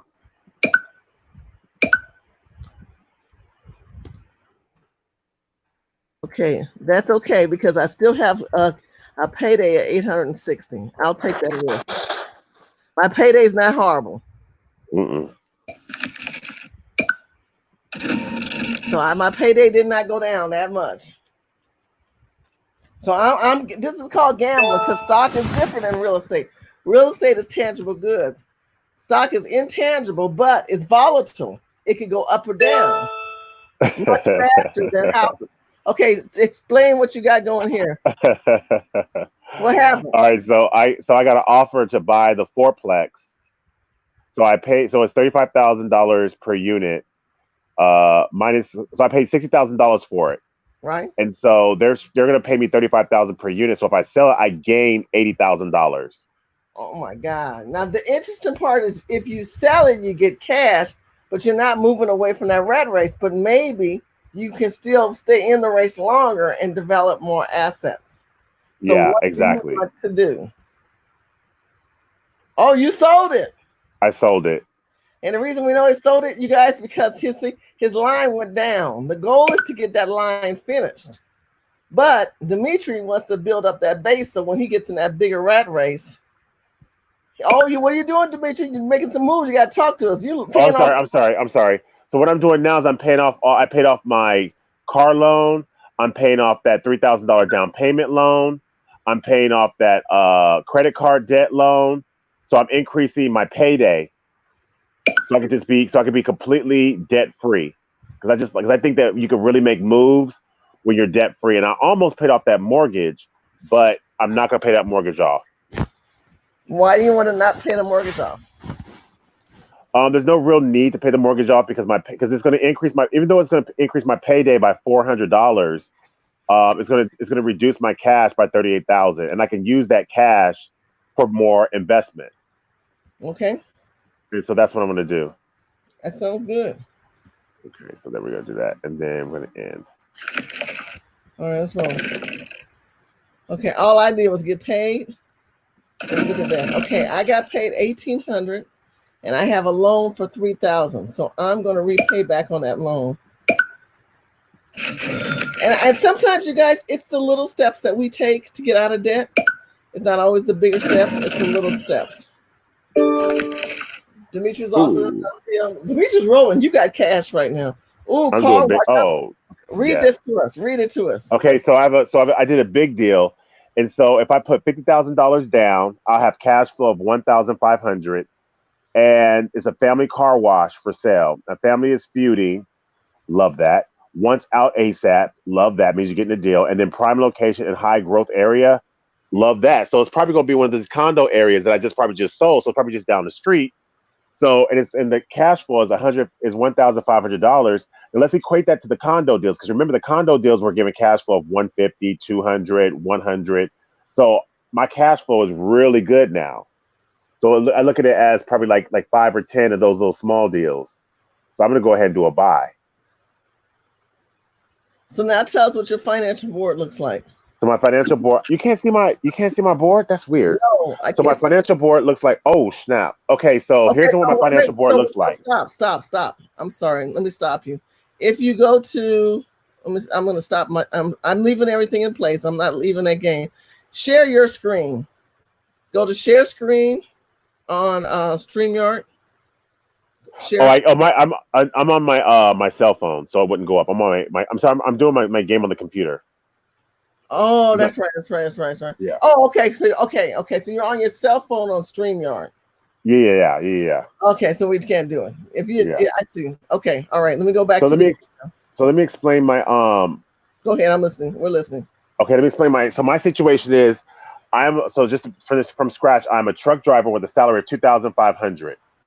I purchased I bought and sold 3 properties, and I then had got a whole bunch of cash to where I was able to buy a car wash that gave me a passive income of 1,500. Now, mind you, I only need $1,570 to get out the rat race. So now I only need $70 of passive income to get out of the rat race. Mm. And my cash on hand is 21,530. My total income is $4,000. My total expenses is 1,570, and my payday each payday is 2,430. That's And good. yeah, and I got one kid that rides with me in the truck. Well, we both have one child, but you're doing really well. Now, let's talk about the difference of Dimitri and me. We're both in the same rat race. We're both in the same game, going in circles. The only difference is, and we're making good decisions, both of us, as we consult each other. But guess what? Yes. He's being offered the better deals right now. The opportunities came for him faster than they're coming for me. Does it make, is this a competition? No, it's not. What we have to do is respect that we're all in this rat race together and that we all should support other people in this. So if he gets out of the rat race into the next level, you'll see that happen. That would be great. If he doesn't, I might catch up to him and you'll see that in this number. But right now, it looks like he's doing really good because if we look over here on this side, Dimitri is almost out. I'm still getting my little putt on, but he's almost out because he's been able to go little deal, middle deal, then bigger deal. Yep. Okay, so let me roll. Okay, I still cannot take the risk. Now I might get jealous and say I'm gonna get a bigger deal. He's passing me up. He's looking real good. I want to get a big deal. I shouldn't do that. I Nope. need to stay with the little deals. So I'm gonna do small deal. Now, as you can see, this one also offers me certification deposits. And now the cost is $4,000. The cash flow is $20, and there's no share value. And then the range from 4,000. So it's ranging, doesn't even go up. Nope. It's not worth it. It's not worth it. It's a pass. So pretty much you're paying $4,000 just to have $20 in passive income in cash flow. Right. Okay, so I got the same deal with the certificate of deposit. I'm gonna go ahead and pass on that deal. Okay. Even though I have the cash for it, but it just doesn't make sense to get $4,000 for $20. No, and I agree with that. And I think that's a good example of reality. Sometimes because we have cash doesn't mean that we need to buy it. Now you went out to dinner for $80. I spent it on you. It was at Cheesecake Factory. Oh, okay. Then we're back in business together. Small. Okay, so I have a down payment of $2,200. Yes. This is a great deal. Says you found a great deal. Yep. So I've got to take a loan for this. I'm gonna take a loan for $2,000. Okay, I'm gonna buy this with the cash. So this is only going to increase by 50 because the cash flow is 200. It's going to increase me by 50, and then you'll see that go up by 50, which should be 810. See, I wish in this game you could also give money to people, or Well, I added something. do a co-invest. I'm to sorry, I where forgot I had cash. Go ahead. I wish that in this game they can kind of add an element to it where you can co-invest, because if I can beat the banks where they're offering you $400 for that money, I'll offer you $300 for that money. That'll be a good deal, and it'll be a kind of also be cash flow for me because it'll be tied to a tangible asset, which will be real estate. That's true. And they said there's another game, the next level up, they get more creative like that. Okay, so I'm gonna do a big deal.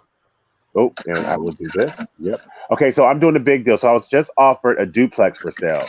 The duplex, the owner must sell to pay hospital bills. Sad, but love that. Has two tenants in place, all records, good investment opportunity. Cost $60,000. Down Six. payment of 12, and the cash flow is 400, which will take me over the limit. So I'm now out of the rat race. I'm going to go ahead and take that deal. Oh, now look, congratulations. Stop. Don't change your board. So now Okay. read your board. See, it says congratulations, you are out of the rat race. So Dimitri is no longer in the center area. Dimitri is now on the main board because he has reached his top level. Yep. Yeah. So what is your income again? If we go back to they're gonna see your board, but like what is your salary right now? Okay, so I'm a truck driver with a salary of 2,500. My car wash. I'm sorry, under real estate and business section, my car wash is 1,500, and my fourplex is now $400 of passive income. So I make so on two assets, $1,900. My expenses are taxes, my mortgage, other expenses, and then the kid, and then and what's your passive income? So my passive income is $1,900, but I have cash on hand of $14,310. Oh wow! I make total income of 4,400, and expenses are 1,570, and my payday is 2,830. Okay, so your passive income and your salary combined is payday is how much? Passive income and total 4,400 each month. Wow! And then before you wouldn't even making that much money. No. Nope. So now, and it says Demetrius has built up the passive income to be greater than total income. So they have entered the fast track. Now, receive 1,000 times your passive income, purchase your dream, or increase your cash flow every day income by 50,000 to win the game. Okay. So all I have to do is increase my income by $50,000. Right. Okay, I also just got paid, and I'm gonna look at my loan. I'm gonna repay back on my loan. Again, you have the tortoise and the hare. We're still gonna win this race, no matter what we're in it. We're just doing it at different levels because of the opportunities that are before us. Yep. I'm still doing a small deal, people. Oh, whoa, raw land. Oh, yes. Wait, hold on. It says no road, no utility. It's going to cost me because it's going to take me, my payday is going to come down $500, but I need to buy it. Now, the raw land has no cash flow, but somebody might buy that land, and I need to take that risk. And I need the assets. And I need the assets, and I can still take the risk because my payday is still substantial. And I make enough money that I can bring this 8,000 back down to bring my payday up more. I'm going to buy. This is here. You are on the board. What did you lay? So now I got an offer to buy Quick Foods Mart for cost $120,000 and a cash flow of $5,000. Cash flow of $5,000. Nice. I think I was going to pass on that. No, I'll get it. I'll buy it. I was thinking about passing because I want to get a bigger deal, but always get something in the bank. This is true. I think another thing you have to keep in mind too is that you are showing an example of condos to bigger duplexes to now you are buying businesses. Yes. And that's what we want to get to. Small deal. Okay, my stocks just got split. Which stock is it? Oh, it's the one I bought. So it just see them stock. That's what I'm saying. Them stocks is just not. That's not the business. And I'm really glad that this game is showing you how shady stocks can be. Oh man, it says for $100,000 you may roll 1, 2, or 3 on each turn. Donate $100,000. No, pass. But okay, but if you could have tripled your dice and gone faster across the board. I didn't have the money. I didn't want to go into get a loan. Okay. All right. My stock is now for sale. Do I want to sell it? I only get 7,000. You know what? I'm not selling. I know that's what. I don't want. They get a bigger deal. They get the deals. I'm not gonna get no bigger deal. The most I Oh, can do, I don't bring that much income in. I've got to have some kind of stock. I'm gonna pass.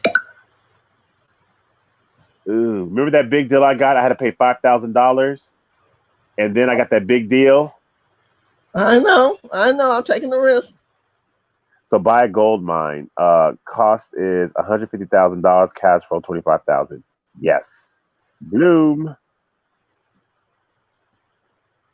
So my financial situation is, um, I bought a Quick Foods Mart, which makes $5,000 income, and then I buy a gold mine, which is $25,000 in income. It must be some of those bootleg gold mines in Peru, but so so so my passive income right now is $220,000, and the income goal is 204. So I just need $20,000 more dollars to get my cash flow daily income of the requirement that's needed. In the meantime, you guys can see, I can't see what he's talking about, but I know he's doing well because look where he's at. He's almost at the end of the game. You have to do this twice. And if he gets to the end of the game, he is out of the race and he's in heaven. His money's flowing. I got Oh, tenant damage. I had to pay $1,000. That doggone tenant. oh, you should. You See, now I got audited, and so I lose half my cash. Oh well. So there you now I only have 55. I only have 57,965 cash on hand. But you're on the board, on the outer board, you're gonna be in another payday soon. So Yeah. just don't get a divorce. Small deal. Okay, it is asking me, do I want to buy? It's $100 cash flow. That's just not, I don't have the cash right now. If I do this will take my payday down to $300 a month. I don't want to do it. Oh, really? Yeah, because I have to put $3,000 down. I only have 400, so I have to take a loan for 3,000,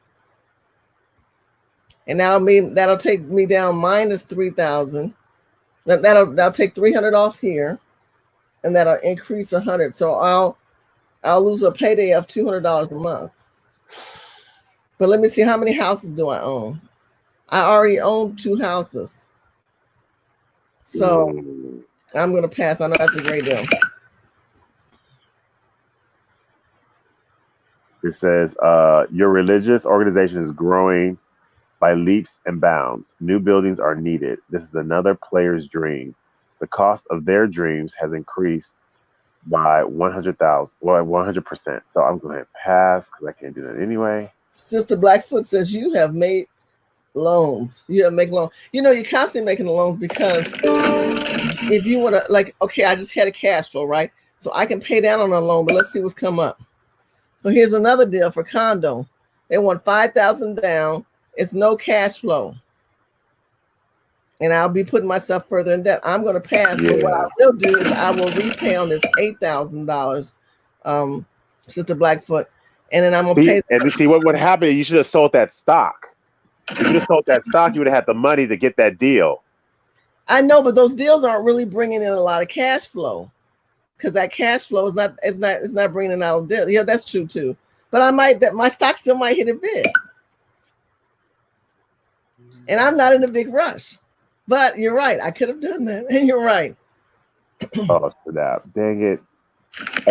Don't ever get the oil. So I have a Russian oil deal, $75,000 a month cash flow if you roll 4 or higher on one die, or else 0 cash flow. Oh yeah. So remember that I got screwed on that last time. So I paid $300,000, but I had no cash flow because I had the wrong die. So I'm gonna go ahead and pass on that. Hence the word Russian. Okay, here's the deal. Should I get this one? It costs. You don't have no money. It has cash flow of 100. I don't need no money out of pocket. Yeah. They're giving me the house. Yep. All right, I'm gonna buy it. Yeah, if there's no money out of pocket, heck yeah, you better take that. And it's got $100 cash flow. Guess what? My income just went up to $800. There you go. Ching ching. All right. Oh, software company. Ooh, whoa. It says buy 250,000 shares at 10 cents per share. If you roll a 6 on one die, share goes up to $2 a share. Get $500,000 cash from bank. Roll less than 6, get 0. Ooh. Should he do it or not? Ooh. I'm You gonna go ahead taking and too buy long. it. Make it Oh, I got 0 gains. Oh well, I still own it. slow down. Oh, it said if I want to buy some stocks. I am Oh stocked up, God. so I'm gonna pass.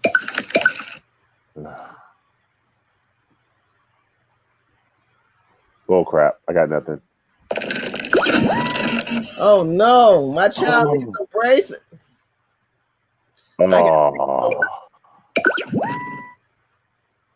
Okay, that took my salary down. What happened? I had to get a loan, so my loan debt ratio went up. Excuse me. My sorry about the screen, you guys. My loan went up to 9,000. So now I gotta roll. Ooh, you should have sold that stock. Shut up. All right, it's asking me, do I want to buy some more stock again? Nope. Come on, stock. You got to come up for sale. Okay, I got paid again. Nope. Let's see. Nope. Oh, my stocks got split again. Oh gosh. No, it's okay. It's not. I don't own that particular stock, but I will do this. I'm going to repay on that loan and increase my salary by $100.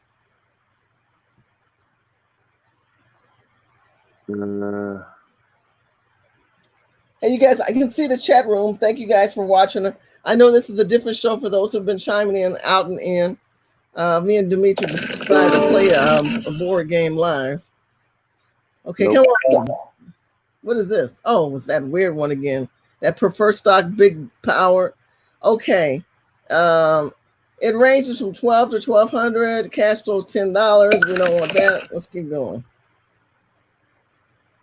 Nothing. I got nothing. They just keep giving me someone else's dreams. Throw it. I got paid again. I'm going to pay down on my loan.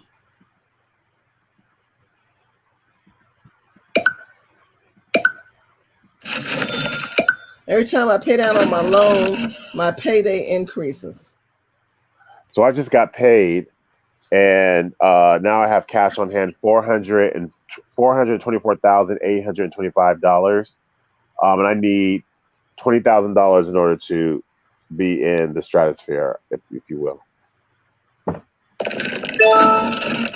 Okay, I had a sewer break. Oh God. But guess what? I have no assets that pertain to that. So good. I don't have any complexes, so that doesn't affect me. That would have messed me up if I would have kept that 8plex. That would have been for me. Yeah, it sure would have been. See, before I sold it, I broke it. That's what I did. That's good. Yes, you did. So buy a forest. You relinquished it. You liquidated that asset. You sold it. Yep. You sold it enough to go up. Okay, small deal. Okay, my shares are now for sale. I paid $1. I'm gonna sell them. I get $15,000. I'm selling these shares. Yes, okay, and pay off everything. I'm gonna repay my loan down by $5,000, and then I'm gonna wait. So I want to see. I gotta get a bigger deal. Oh yeah, you got to get a big deal now. Yeah. My loan is $2,200. Fund a business and invest school for young capitalists teaching you. Oh yes, I definitely want to do that. Oh, I won the game. Okay, Dimitri won. Oh, okay, yeah, I bought it. Yeah, that did it. Dimitri is now the winner. I'm done. The game is over. So you guys got to see what cash flow is like. Woohoo! And then we quit. That's it. So Dimitri, let's do a kind of a recap on the game. Thank you guys for watching. I know there's hardly nobody watching because you guys are saying, You're playing cash flow. What's your take on this game? I love it. I'm gonna play it again. Well, if you do play it again by yourself, I'm gonna show you that. If you want to look at my board, let's go back to me. Leave your board, come back to mine. What you have to do, you guys, to play. If you don't play by yourself, you don't have nobody to play with you. What you do is you go here, you just click on continue, and see how that person has something there. It says join in. I'm gonna mess him up. And then I click ready, and I already have somebody there. I'm gonna go out though. You look for somebody who has not started yet. This guy, he has 4 spaces, but you have to have a password. That guy didn't require a password. If you want to create a room and go 1, 2, 3, 4, and I'm gonna ask for 4 people to come on board, and then you just sit and wait. You see how I did that, Dimitri? Yep. And then as people come in and they click ready, you don't have to wait for 4. If one person comes in and says ready, you can click the game to go. So I'm gonna go back. So that's how you do this game. The important understanding is that in cash flow, that center part of this board is your game of life. You pay bills, you have children, you have debt, you buy events, you make donations, you get paid. It's a circle. What you do with your money is the outcome of your life. Dimitri got enough money made, so there was a percentage that he had to accommodate or calculate up to move him to the next level where he is buying businesses. He started off with condos, and he went from condos to houses and houses to duplexes, and in duplexes you started buying businesses. So go ahead, Demetrius. What else did you want to say? It's a great game. It makes you recalculate and do the math in your head and really sit down and say, hey, reflect on your life. Hey, I make this much money. Could I do this in real life? And then maybe you want to start getting some more skills and start getting some real estate information online or getting some books and stuff in the library. Either which way it goes, I think it just really provokes thought. And I think that people need to really look at this game and also get the book Rich Dad Poor Dad. Where do you think we make our mistakes as African Americans in this country? I mean, as far as if we look at this game or as Americans in this country. Oh, that's a whole show right there. That's a whole show. I do believe that I know even myself, dealing in corporate America and then working hard, because you think that, all the garbage happened with your parents, stuff like that. It's supposed to be a new day. But then when you get, at least for me, when you get in corporate America, you deal with all these different kind of political power plays and stuff like that. And you're just like, you kind of lose your confidence. You're like, dang, I did all this stuff and I still can't get there. You keep internalizing things. And when you internalize stuff, then you're like, well, I'm not going to even try. And so I think that's one element. And then some people just kind of knock you out. You said one element. I think that's one element as far as the mind. But I mean, look at the board right now. Do we break down our incomes to this manner, or do we just pay our bills? I mean, do we literally sit back and create a template like this? Because I know if you go online, you guys, you can find this and you can start kind of like writing in the real game. You can write down, this is your job, this is your cash flow, these are your expenses, your assets, your liability, and your cash. You can make this your real rat race and your targeting board. That's what I like about it. Yes, exactly. So if you were to fill this in, Dimitri, for yourself, what do you think you might be doing wrong or what you're doing right and so forth? If I was to fill this thing in, I really don't have that many assets. I really want to have more houses. But I live in California, so I have one little engine that could, and I break even. It's just literally just paying the mortgage off. But it's just like it's not really an asset because it's not really a nice area. So if I was to sell it, I'll just pretty much sell it for pretty much enough to just kind of break even and be clean.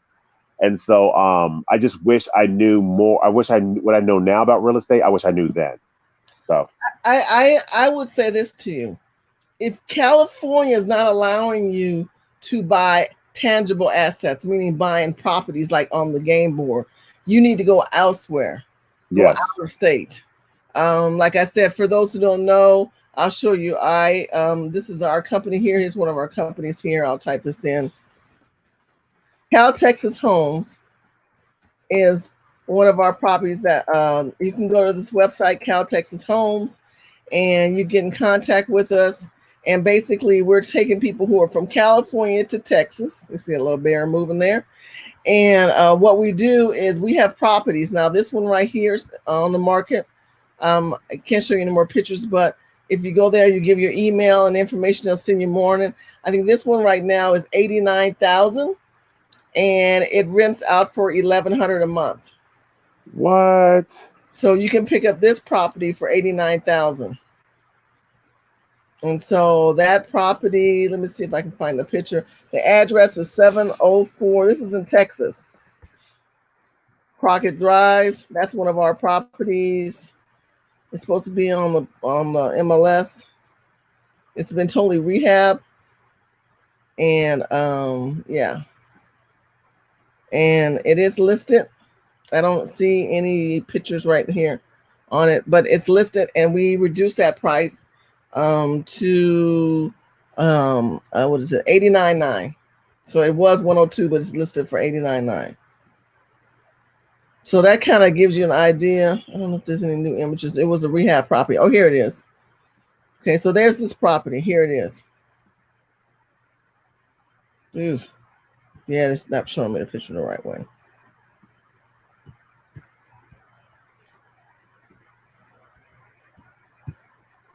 Yeah. So this kind of gives you an idea in Texas where you can buy properties under 100,000. If you don't do Texas, you can do Mississippi. And we have several properties at Caltex Homes. So if you contact our company, make sure you follow the email, the relocation booking company, and then we will take care of you there.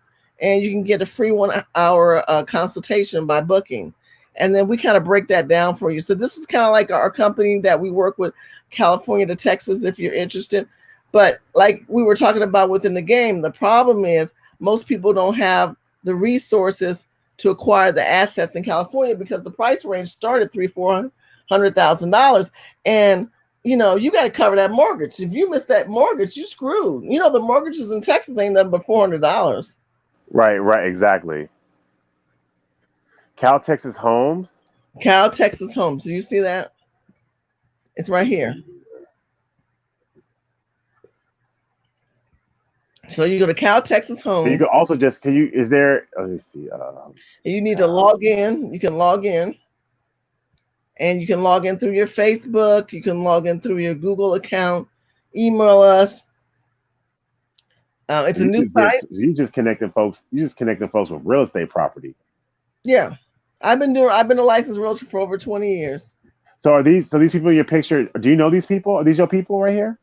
We have a team that consists of Black and white people. Oh, okay. One of our agents that goes out and they show property. But we're a relocation company. So let's say you don't want to buy in Texas. We do relocation and investment. It says relocation, but we do relocation and investment. So, and then we have projects. Project in Killeen, Texas is well near a military base. Uh-huh. We have a commercial project over there. And then we've got the residential projects here. So, like we said before, you start off with the condos, you get to the houses, you get to the duplexes and the commercial buildings, and then now you're doing businesses. So, and you can sounds like a deal to me. So this one right here is a really great deal. It just got put on the market, the one with the house right here. And if you want, I'll email you pictures. You just got to go ahead and send for that information. But this house has brand new flooring, and the sales price is $89,900. Your monthly payment would be between $400 to $500.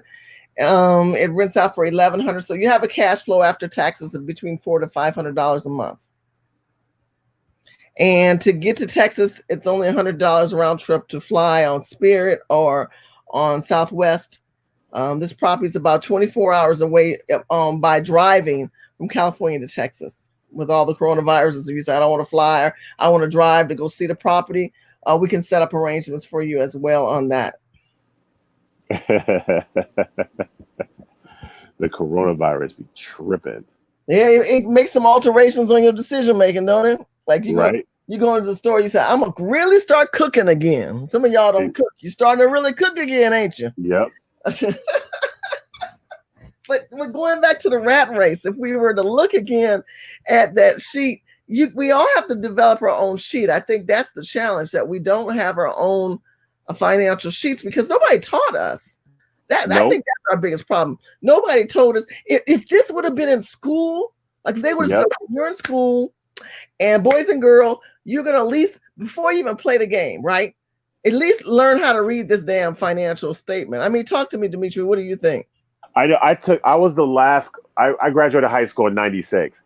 I was my sophomore year of high school. We were they told us we were the last class that took budget and record keeping. They were taking it out of the schools, so they had it in the schools and they removed it. Wow. Yeah, it's crazy. You know, and then I don't know if it's a conspiracy because you have the wealthy and the rest of us, and the rest of us really have to get around the little nooks and crannies to get us distracted. You know, we're so caught up in the Housewife of Atlanta, or we're just so caught up in the bull crap that we watch on some shows on TV that we need to have time and just play this game instead of playing on your phone. And I think you can download this on your phone, by the way. So right. If you just practice even playing by yourself, like at the first round of this video, for those who might just be chiming in, thank you so much. And get the like buttons up. I don't know what numbers this is going to put. I really don't really care about numbers on this. I'd rather educate you. And I'll talk to Dimitri. I think we could do this even once a week. Just play this game once a week on the show and say then you guys know, okay, this is the cash flow game. I'm going to watch it or not watch it. But I think that you should practice. And then if enough of us like it, maybe we can get a couple people to come on and start creating teams within ourselves in this conversation about this game. But I think the interesting part, like you said, if we look at the income and our expenses, I think expenses would be different because you have to add in water bill. Yep. Yes, that ain't on here. What else? Cell phone. The Jolly Ranchers, the Jolly Ranchers for candy and all that junk food you buy. You don't have a food bill on here either. Yep. Well, it did say other expenses, so they didn't really, specify. Well, that's true. That maybe that consists of all that. Yeah. Right. But I think this is a really great way for people to have especially couples. Like couples should be sitting down talking about finances every single freaking week, and that's what my parents did. And it's just interesting, like couples that I knew didn't talk about finances or had financial problems. They never sat down to talk about finances. They just went around. You got your bank account, I got my bank account, and we'll just pay this and pay this. No, and I think that's where feminism comes in, and just ruin the game. You're not no feminist in a marriage. You are one freaking unit, and even if one person doesn't work and the other person does, you got to sit down and have a conversation, have an agreement. Look, I know you don't work right now, but this is a team. We got to figure out where our money is, and we got to make some hard decisions because the thing is, I'm gonna stop you right there. What did you just say? Did you say black family first? Did you say that we have to work together? This is a BF1. Y'all put BF1 in the chat room right now. Put BF1. Black family first. Go ahead, Dimitri, because you're right. If we don't work as a team, what good is this?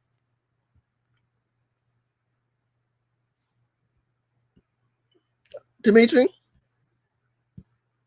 No, we lost Dimitri. Dimitri, are you there? Yeah, because if we decide to do these one-man shows, we are not going to come out ahead. We're not going to come out ahead at all. Dimitri, are you there? We see you on the screen, but I don't hear your voice. And I think that's important because we talk about black family first and really sitting down with your spouse or with your other person. I see that it's you're having trouble with your. You hear me? I can hear you now. Go ahead. Okay. No, I was just saying that you got to sit down and talk about finances each week. My parents talk about finances each week. You just talk about it. Even if you're in a negative, then you got to wonder. Okay, so why are we in this negative? Where can we cut so we're in a positive? What other jobs can we do or skills can we attain so we're therefore in the positive? Do you have your 529 plan? Are you fully funding your 401k? Period. You know what I mean? So yeah, these are things. These are the things that you should be doing. Like listen to Dave Ramsey, listen to Susie Orman, listen to anybody that talks about finances. Just absorb that information because you can't go wrong with that. No, and I think if anything, write out your plan of action, number one. Number two, I think if we're going to look at this, like you said, okay, so you pay off your credit card and all you're focusing on is paying off debt. But what we don't focus on is acquiring assets. because we live in kind of a fear mode. I think for the Black community, like our parents always told us, just don't have no debt, don't have no credit cards, don't have no. But we're so fearful of taking the risk that we don't focus on the opportunity of getting out of the rat race. The only way to get out of rat race, it's a faith fear move, meaning that you have to take the faith and suppress the fear and take the risk.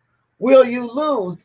Possibly, most likely. Can you recover? Absolutely, if you don't overextend yourself. But I think so many times we can overextend ourselves. But I don't know, Dimitri. I don't think that a lot of us take the risk. I mean, we talk about risk, but we don't take the risk because it's just safer to say, well, I'm just going to focus on paying my car off first. And as you can see, this car loan on this deal is only $80 a month. So if it's only $80 a month and you pay that car loan off of $4,000, that $4,000 you could have found a really good little deal of a cash flow, of some cash flow deals. So keep paying that $80 a month on that car loan, and just go ahead and get that cash flow and then pay the loan off slowly but surely. But you have to put yourself in the game of investment. And that's why I told you guys, when you have a chance, go to Cal Texas Home, sign up, and one of our counselors will reach out to you, and we'll do a breakdown with you of evaluations of if either you're going to move from California or invest in out of California. So even if you don't move out of California, you can invest out of California and still benefit from it. So that's the good thing. So anyway, I won't hold you guys up. I thank you so much for chiming in. Dimitri, thank you so much for chiming in. You are an amazing person. You add a lot to the team. Dimitri, are you there? Much. Yeah, I'm here. Oh, did you want to say one more thing before you left off? No, I'm good. No, I'm good. Just thank you very much. I appreciate that. I think my encouraging words to everyone is this. Take the time to know who you are, what you want out of it. Black family first, Black family first. Put your family first. If you ain't Black, put your family first. PF1.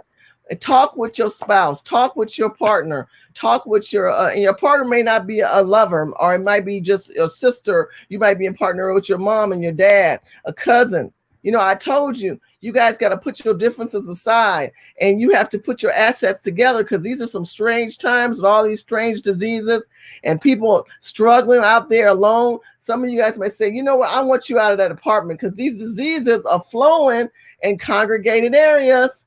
Mm-hmm. Ding, ding, ding, ding. Congregated areas, meaning what? If you live in an apartment, you need to be extra conscious. You're going up and down them stairs, touching them railings, getting your mailbox. That's congregated areas. If you got a family member say, look, there's a lot going on. Why don't we do this, dear? Why don't you think about moving in with me? And you're going to say, I like my space. I know you do, but you want your family to be together. This is how you come together. And then you sit down and you put an expense pattern together. And you say, how can we make our assets work with one another? Dimitri, what you think about that? Absolutely. And also bring your children in on it. Show them how they need to manage their money. Let me break it down. I grew up in a neighborhood that had pretty much, it was like 40% Black folks, and then 60% everybody else, like 10% Asian, 10% Jewish, 10% Muslim, 10% Baha. It was 10% everything else. And so, but it was, so when I would go to my right friend's house, literally they were learning, I mean, besides the fact that they were learning piano, they were also learning like accounting. They were like literally, I learned, like I saw my parents doing budgeting, but they was like, no, we'll teach you, we'll show you this later. But literally one of my friends was younger than me, and he's like, we'll show you how to do budgeting. Come here, have a seat. And so I was doing workbooks at my Jewish friend's house. I was like, what the hell?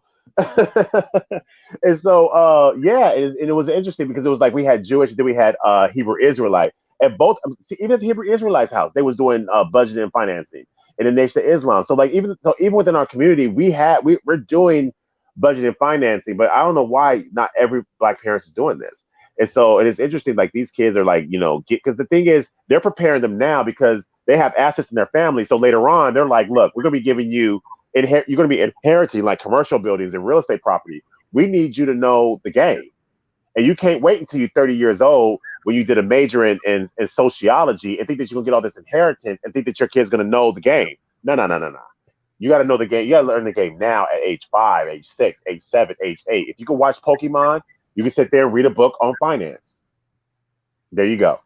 That's very true. I totally agree with you on that. But I think also when you talk about combining expenses together, Yep. that's kind of scary because nobody wants to tell what the other person got, Yeah, you and gotta we get got to yeah. stop doing that. If you can't tell what the other person has, you should not be getting married. Period. You should Say not be that getting again. married. Huh? Say it again. If you cannot expose yourself and what expenses you have and your debts, you should not be getting married. That's why you have an engagement. The engagement is not just to plan the freaking wedding. The engagement is for you to get your blood samples, to find out if you have any diseases or genetic disease you can be transferred to these kids. You know what I mean? You also you need to do credit reports, and you need to figure out, okay, what are your expenses? What are you bringing to the table? What is your family bringing to the table? Are you going to do a prenuptial agreement or postnuptial agreement based upon the assets that you see that this person has or don't have? Are you going to do a postnup agreement? See, that's what this whole thing is about. It's not just you get together because you marry, you're in love, and it's good pussy. No, that's not what it's supposed to be. You Okay. supposed to be. It's not supposed to be just. I mean, that's an element of that because you're gonna have no sexless marriage. But you need to also think about this thing about business, and then you also need to find out. Okay, you know, is this person a go? Because if when you look at the people's finances, you see what the priorities are. If the priorities is like Manolo Blahniks and Jimmy Choo shoes and getting lit and flashing, you got to think about it. Or do you want to get married to someone whose priorities are this? And then are their priorities? Can their priorities change? You know what I mean? And then but pretty much all those, and also all those questions you can ask yourself in the midst of the dating cycle. Because if they're making lots of small purchases, a lot of little purchases here, little purchases there, and you're someone who is like really on your money game, you got to be like, nah. If they can't change their finances, you can't be married to that because yeah, you be in love, but you got to be mad. They'll figure out ways to be mad at you or me to you, and then they get half your assets because they call 911 saying, "Boom, he knocked me in the face." You can't be rolling with stuff like that. The engagement phase is most important and most crucial. You have to stay woke and be conscious of your circumstance. Don't Yep. be caught up in the bullshit of everything and everyone around you, including the political game, because the Yep. political distraction can weary your mind and your body. And you don't need Yep. that to be about yourself. What you need to do is focus on, hey, these are my situation. This is what I need to do.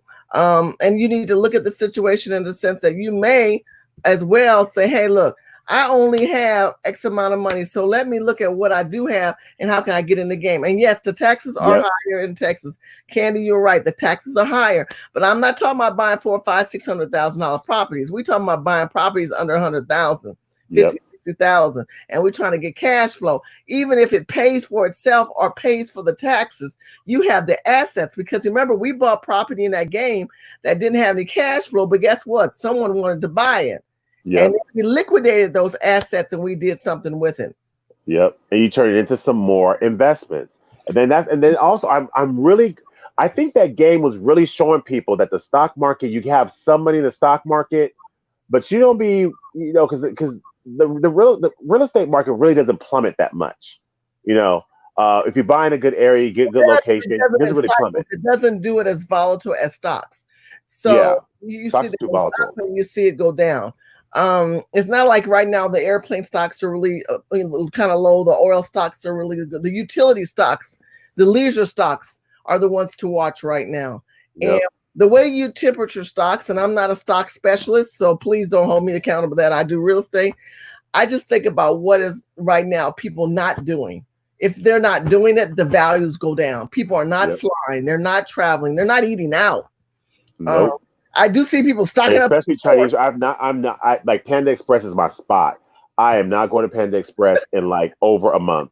I'm done with all that stuff. So it's kind of like it's awakening for me too. What is it? And also, you probably find out you got some more money in your account. You're gonna realize, man, I got a little extra money this month. Why? Because you're not eating out. You're going back to what you should have been taught was how to cook. And if you don't know how to cook, doggone it, go to some YouTube videos, how to cook Chinese Yep. food, how to cook. So Well, for I ordered I've ordered Blue Apron, and it's the best. It's a godsend for me because I don't know how to cook. I mean, my grandma taught me how to cook when I was little, but then I forgot all of it, and so. there you go. Blue Apron does deliver. Just make sure you get your alcohol and get your sanitation and spray, spray, spray. And also, what's it? Den MRG said we need more black banks. financial institutions and developers. One of the things we do have is the black banks, but the thing is they don't have the money to advertise because black people don't have money. So, but we definitely need more developers. But here's the thing: this is what frustrates me, Shirley, because what we don't talk about in schools, what we don't talk about is the forgotten history of black people after slavery. There's this myth that's taught in the schools that after slavery, we just kind of sit on our behinds and didn't do anything for 120 years until we got civil rights. No, absolutely not. You got to understand. Hello? Go ahead. I'm listening. I want to add something to what you're saying. Go ahead. No, go ahead. You finish. You go ahead. You go. I want to answer your question. Go ahead and finish your thought, though. I want to add to it. You're right on point. You're absolutely right as far as the history. Yeah, and the thing is, I think there's over 200 towns and cities that were thriving that were burnt down through terrorism. But then there's another 100 to 200 that was broken up via the Highway Act, all these highways and freeways, and all these freeways that we drive on, especially in California, those went through prominent black business districts, and especially in Pittsburgh and LA and East St. Louis. I mean, literally, they just mapped it all. Okay, where is it thriving? Okay, we're gonna go right through there. So no one, that history is not being taught. This myth that we just kind of sat on our behinds, didn't do anything, is freaking crazy. And the last town that was thriving was Charlottesville in 1964. And guess what they did? They did all these like voter ID laws and all these kind of IQ tests. And so then black folks couldn't vote, even though we had the numbers. And then it was all taken away via what's it called, eminent domain. Yeah. So that's our story, and that's also the case that people talk about for reparations as well, because it's this myth that we just sat on our butts. No, we were out of control, because remember, after slavery, we had all the skills. We didn't just lose the skills because we weren't on the slave plantation. We was like, okay, you might not have any money with you, but you know how to do bricklayer. You know how to cook. You know how to farm. Okay, so let's come up together. Let's get $5 together, and let's just start there. And that's what we did. And every time we got started, we get burnt right back down. And I think, if anything, if we compare it to today's time, we have to be conscious of the high risk that's going on in America, especially the black community. And that's why me and you talk about this, and that's why I do my videos, so that people do it. I know we were going to end this video, but I have to share something with you. And Dimitri, thank you so much for triggering this. And I want you to hear this, man. This is John Hope Bryant. He is an amazing financial investor. He actually started an organization called Operation Hope that used to be on Crenshaw Boulevard. And I knew about this organization. It started in the late 1990s and 2000s, early 2000. And you would go there, and if you were black and you had credit problems, he would raise your credit score. Okay, this man has changed legislation. This black man here, we are going to be working with him this year with Urban Game Changers, and he has been an advocate talking about the Freedmen Bureau Bank. And how many of you guys have heard me talk about that? Mm-hmm. That's another thing. Yep. He came out with this video, Dimitri, January 10th, giving us a warning. And that's not that many people have watched this video. And this video was very shocking to me. So let you hear it, and I'll stop it. Just tell me to stop, and I want to get your opinion on it. Hold on, let me see. Yeah, let me go on to here. Group Ventures, founded Promise Homes Company, advised 3 U.S. presidents from both parties. Hey, John Hope Bryant, entrepreneur, born in Compton, California, South Central LA, up from nothing, founded Operation Hope, founded Bryant Group Ventures, founded Promise Homes Company, advised 3 U.S. presidents from both parties, changed federal policy 4 times, living the American dream and trying to pour it into you. And I'm telling you, a crisis is coming. I've been trying to warn you. I've been trying to warn specifically Black America, leaders in Black America. A crisis has been coming. I've been screaming, pouring myself into these channel ways, 80 million video views, 1 million followers. But I can't say it loud enough. I can't say it oftentimes enough that a crisis is coming. And now it's here. So I'm gonna lay it down on you right now. And I want us to do something about it. It's not too late, but we gotta move really quickly. No time to mess around. I want you to commit to share this video with everybody you know. I want you to commit to put a comment in the comment section about what you're going to do about this.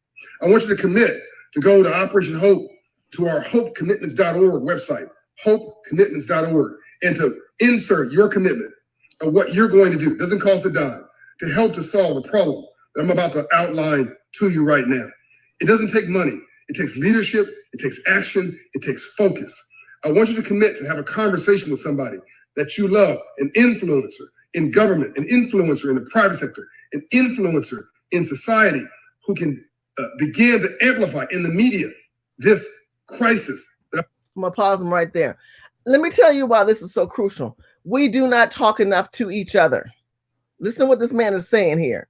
We do not share enough resources, opportunities, anything that could come our way. Like me and Dimitri are breaking it down to you right now through this game of how we need to get our assets and our lives together, different ways of going out, looking at different, if you can't afford to buy in California, buy in Alabama, buy in Mississippi, buy somewhere, pick up some assets, stop paying off other people's bills, stop taking other people's debts on. That's what we did tonight. We said no to Pookie, who said, hey, I need a bill paid off. Hey, I got this great idea. I'm glad it's your great idea, but it's your debt and not mine. We got a crisis. We are not congregating enough the Black Family First method. That Black Family First method, like Dimitri said earlier too, you talking about this ain't being on Section 8. Oh, no. CashFlow is talking about you have to work with what level you're at. In the first part of the game, we had only $1,600. We were janitor. We were a janitor on $1,600. By the time we finished, we had a cash flow flowing pretty strong. Well, it was almost $5,000. So whatever that may be, that's way more than what we had before. But guess what? He never gave up his janitor job. Now, this brother here is telling you we got a crisis coming on and we need to talk to each other. Let's keep going. I'm about to lay down to you right now. I want to thank my man, Bishop Sampson, for helping me to focus on this topic. Here we go. By 2030, 23 to 30% of all jobs, as we know them today, poof, gone. Through automation, through artificial intelligence, through robotics, etc., technology. That number has been floating around. That's not what I'm talking about today. The report by McKinsey & Company and the report by Citigroup, it issued in lockstep with each other, show the challenge we have in America. Let me give you the good news first. Citigroup announces they're hiring 2,500 coders, college-educated, digitally competent, digital literacy, educated in engineering and coding. Great news, right? Fantastic. By the way, that's not typically us. Hold on, let me stop him right there. Yep, exactly. Go ahead, Dimitri. That when he said that, I said that ain't Black, because you know why? We have the worst schools with the most ignorant teachers teaching our kids, and they're teaching them the most bull crap stuff in the world, while they're also destroying them psychologically. Do you know what the biggest thing that Black kids are going through right now in school that no one's talking about? You know what that is, Shirley? Black kids are being suspended across the country in tens of thousands because of their hair. But not only the hair, I'm saying nothing that you're not their hair. I've got Black teachers telling me that Black kids ain't going to class in California because they don't speak English. So they're exactly. It's little stuff like that. But let's go back. I don't want to veer off too much from what the brother's saying. This is the challenge, though. I agree and disagree in some sense of what you. Yeah, but that goes to the challenge, because if they're not going to class because of, they're getting suspended because of that, and then they can't even get the proper language and stuff that they need, then we're going to be behind naturally. And that's what I think that the goal of these Democrats want. They want us to fall back naturally, so it's not their fault. Well, this is true. This is true. But I will say this much. I have 3 sons in tech. And the reason why my sons are in tech, thank God for my brother. My brother, I learned DOS when I was a little girl. So because I learned DOS when I was a little girl, I encourage my sons to be heavy tech conscious. So my oldest son is in CAD, my middle son is in analytics, and my youngest son is in cybersecurity. You do not need a degree. Listen to me. You do not need a degree to be a coder. You don't need to be a degree. This is an old Black saying that people think, well, you got to have a degree to get out there and do what these people are doing. You don't need a degree. What you need to do is get your certifications. You go online and you learn C++, you learn Python, and you get them certifications. But if you don't know them certifications you can acquire being Black, you ain't gonna have a win-win situation. So I want to encourage you guys to know that you can get your certification and you can be one of these people that he's talking about right here and getting your coding. Let's keep arching. As in African American. Here's the drop the mic. Here's the problem. McKinsey & Company issues a report. Look it up. I'll put the link in my comments on this page. The group that will lose 4.5 million jobs in the next 5 to 10 years in the same context of the job growth are African Americans. I'm gonna repeat that. African Americans are set to lose right now. This is January, whatever, early January 2020, are set to lose 4.5 million jobs. Ladies and gentlemen, there are not more than 35 million Black folks in America. That's more than 10% of everybody. And the job population, those who are working, it's even a smaller group, a larger group of the working population. But it gets even worse. The group that is most at risk within the group that's most at risk, on all ethnic groups, African Americans are the most at risk of job loss to AI, artificial intelligence, robotics, computing, technology, automation. Now, and this is office jobs, mechanics, mostly retail, fast food. I'm gonna get to that and specifically why that's a problem here in a second. Of the group that's most at risk of African Americans, Black men, most at risk of the most at risk. Why? Because Black women went to college. Black women went to college and got on a track which included computer literacy that propelled them into the corporate office and surrounded them in jobs and occupations where they were needed. And they will be needed on a sustainable basis. So Black women will lose the least jobs amongst the group that will lose the most jobs. Are you following me? Put in your comments that you understand what I'm saying and you follow me. This is an extremely important message.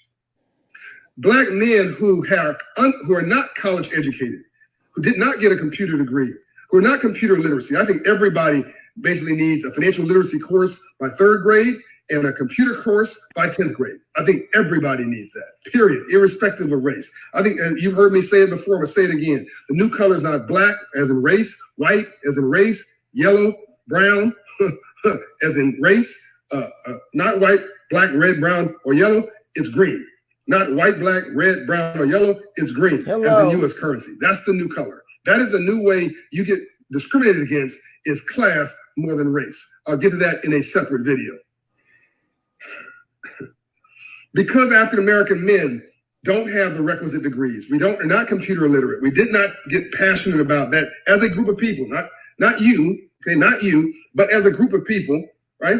We did not massively obsess on education and digital literacy and computer literacy, and we did not pursue engineering and all these other paths. We pursued, to a large degree, arts, entertainment, sports, things that, this is another thing that drives me nuts. There are 450 positions in the NBA. Every kid I know wants to be a ball player or a football player or a rapper. Just take the NBA, 450 slots every year. 150 of those are international slots, 300 slots left, 300 million people. Some portion of those trying to be 300 NBA players with an average playing time of 3 to 5 years, and everybody's not going to be LeBron. Most people are not going to be LeBron. Just gonna be. Well, he's dropping a lot of nuggets. Talk to me, Dimitri. What do you think about all this? Everything he's saying is true, but he didn't. But this is that problem that I have with this kind of language, and also with the Candace Owens of the world. They always talk about the plantation, but they don't talk about the policies that set this up. This didn't happen because we decide we're gonna only be ball players and rappers. It's the only place that we can actually be kind of left alone and not be destroyed, because we had businesses, we had all this stuff, and they were destroyed. So the thing is that even if the thing is he's rich. So show me the school that you opened in Compton that's going to build the next coders of the future. Show me the Black business owners that are right now going to say, let's get a 501c3 going and let's build coding schools in the hood. That's where I'm at right now. Okay, we got the message. We know we got the problem. We need resources. We don't have resources because the thing is we don't get access to it. That's the problem. We know what the problem is. We know what we need to do, but you got to have money to do it. I can't even argue with you. You're right on the money. Let's keep going. Mostly, Stop preaching to me and put some money on it. That's where I'm at right now. Which means it's a dream and a bridge too far. Yeah, but I think the problem too is that we do not, as people, we do not, at least a lot of people just are not woke to that though. I understand what you're saying, but I'm going to go back and say a lot of these people being black, we don't have the discussion of identifying this is our main problem. And this is a problem that we have. We have to admit to that, right? Yeah, true. It was engineered, I think. That's where me and Kiki debate. She thinks it's us. I think it was kind of a combination of us and engineering. Yeah, I think it's a combination. It's not just us. It's definitely. I think it's more engineering than us. I think if you're doing it in a certain order, it's engineering. So it's not this that. I'm gonna let him finish his thought. Okay. And even if you're gonna pursue it, you need to get yourself a degree in something sustainable like engineering, and let that be your backup MBA versus your primary game. But I'm gonna add what you said. This is so true. If you realize technology is the next green light, which we all do, and this man is very wealthy, he's a multi-millionaire now, you should be restructuring your agenda to address the tech industry within the Black community. Bam, exactly. You don't need a degree to be a coder. Let me say that again. For example, there's an organization called Black Girls That Code. I know because I got my niece into it. And I told her mama, I said, put this girl in this coding situation. And she was also she doesn't get a choice whether she does it either. Because a lot of us be trying to be like, oh, she don't want to do it. No, get your behind up in there. Right. I don't care if you want to do it or not. Right. You're going to do it anyway. I'm not really sure. I said, nope, you're going to do it anyway. She did it. And she's, oh my God, she loves the girl. You know, because the girls are so nice. And then she says, they're smart girls. So it intimidates her a little bit. I said, see, that gave that girl some drive. Before she didn't have that. And so you got to take your child out of them comfort zones because they so in their comfort zone that they're not growing. And then you got, there's certain Negroes, if you say, hey, I'm Black, I want to get around better quality of people. Well, I'm sorry. The only way you're going to get around better quality of people is to take yourself out of it and put yourself in a better quality situation and be an example to your child. But a lot of people don't do that. They just don't do that. And so they deal with some of it. Let me finish. Your backup game. I'm not jamming anybody up in their dreams. Pursue your dream, but have a viable backup plan. What I'm telling you now is drop the mic. Oh, God. Repeat that. 4.5 million jobs. This is not speculative. Poof, are going away. All those folks you see working at Burger King, poof. All these folks you see at the airport, and wherever, Chick-fil-A, McDonald's, wherever, poof. I knew there's a problem in retail, fast food, 15, 20 years ago when they replaced the number signs on the cash register and replaced it with photographs. We were so unreliable, we being poor and struggling people, unreliable to count the number accurately. They just put a photo of a hamburger, photo of French fries. It was actually a subtle sign of disrespect, not by one franchise. All of them are now doing it because they just said, well, these folks, we can't count on them to count. And now that march has gone toward, okay, now they show up with a bad attitude, they show up late for work, someone feeling, they're rude to customers, whatever the thing is, quality control issues. Okay, but it goes back to what you said too. You have a combination of a systematic systems. Like he's not saying nothing we don't already know. That's what I'm saying. And I know that frustrates you, but I think that if you think about me and you, we at a different level. A lot of people understanding, and we got to drill it into their head. The ABC drilling. Because what he's saying ain't nothing new. He's announcing this for 2020, right? I'm not trying to pivot, and I want to just show y'all something. If you go to YouTube right now, I am so done with these preaching doomsday Negroes with money, because it's people like him who decided in the civil rights movement they didn't want to ask for no money and ask for no protections, and they just sold out the grandkids. And now we up in here doing the same fight that they was doing back in the 70s. So I don't want to hear nothing about his ass. Sit your ass the fuck down unless you go put some goddamn money on it. He I'm does. so pissed right now. I can't even speak. I understand that, but I want you to understand. Don't beat that man up. And the reason why I don't want you to beat him up, he's a good man and he's trying to get basic message. We ain't even got past home plate. We can't That's even. the point. That's the point because we should have been past home plate by now. It's true, but a lot of people ain't there.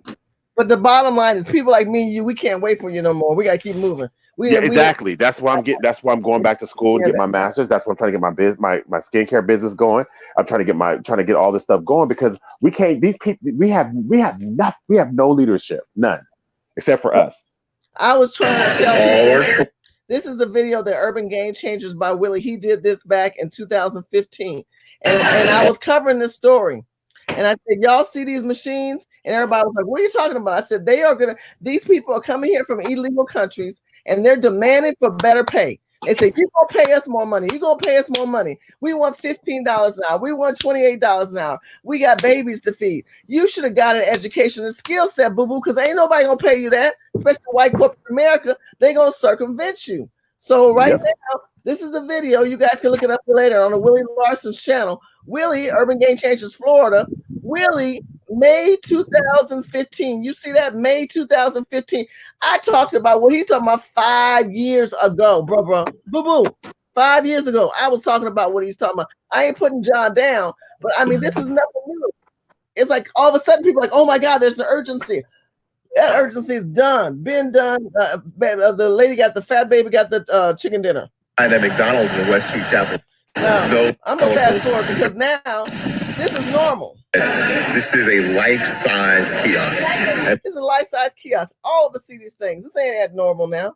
This is a way that they gonna end up having two people working. One person taking your money, the other person making your meal, and ain't gonna be no other person in there. That's how they're gonna take you. And then this affects all of America. Because not only do you have this here, you have this in Home Depot, you have this in your markets. So what he's saying is valid, but let me make this clear. This is nothing new. But I think the problem is the Black Americans, again, because we're only 13 to 14% of the populations, we are the most affected by it. And that's the problem I think we all have, and that's the problem that we don't have a discussion. Wait, Shirley, you hear me, Shirley? Am I on? I'm here. Okay. And the thing is, what ticks me off is like all the stuff that you're doing, all the videos. I mean, that video that you did with the tradesperson, that was just like, that's the ground zero. We gotta start building. We need to start engineering, not just people who know coding, but those who know how to lay fiber optic cable, how to do electric grids, how do you build a fiber optic network. You know what I mean? That's different than coding. That's wiring and things of that nature. And so we are so far behind. And what ticks me off is like all this stuff you're bringing the awareness. I'm just like, what if you had $1 million? What would you do with $1 million? I'm pretty sure you open up an office, a main office, and then get a coding center going and get some people in there and start teach coding. To get these kids off the street, because people don't understand when these immigrants came into the country, what happened is the money that was going for after school programs to expand curriculum, it went to English as a second language. And so you kept football because you still needed something for the Negroes to do. But then you had more immigrants come in, and then those after school jobs went away. I had an after school job, and I also had ROTC, and I also had drill team and band and all this stuff. That stuff all went away when I graduated because they had these more immigrants come in. So I also had a job at Riley's Hamburgers, but guess what? That job went away because it went to adult Latinos who was coming across the border. They had mouths to feed. You're just playing, getting money to go buy money on shoes, which is true because I was a kid and that's not their business. But the bottom line is that's not the point. I learned discipline. I learned how to pay my bills. My parents charged me rent. My parents charged me food expense. It was only like $25 a month, but it was the whole purpose of you need to go through the process of things that you need to pay for. I was learning. My parents was trying to teach me about life. Those life lessons are now gone for us, and it has to go to them. So everything that's supposed to be for us is not for us anymore. It's for them. And so my thing is, these people were the ones who engineered that. Because right after the 1964 Civil Rights Act was what? The 1965 Immigration Act. It's true. And so these motherfuckers, they don't come to my black ass telling me what we need to do. Because it's your ass set it up. Oh my God, I'm done with these damn Negroes telling us all these stats. Yeah, because you set it up. Oh, I cannot stand these damn civil rights minions. I hate these people. I was in Well, I think Selma. Oh, I'm sorry, Shirley. I'm sorry. no, I it's didn't okay. mean. I mean, we all have the right to express our feelings and our emotions and what we're going through. But I have to tell you this much, Dimitri. If we don't know, we don't grow. If we don't know, we don't grow. If we don't have conversations, we don't learn. If we don't recognize that there's a painful issue going on in America within the Black community, and that the BF1, the Black Family First, need to sit down and kind of lay out some structures of what the old school is saying and what the new school is saying, and how nothing's getting done. I think if anything that we could do, if we did a town hall meeting called Old School, New School, and and nobody moving forward, old school, new school, can we have a conversation? Because No. if you old school and new school, this would be talked about to me in the churches. Because you got these I'll be throwing rocks at them old school cats because I'm so done with them. I'll be in the news. Big old at the old school new school conference. Big old Black dude named Demetrius threw rocks at the elders in the audience. Listen, what Megan said. I'm a truck driver, and they have automatic trucks. Those are robotic trucks.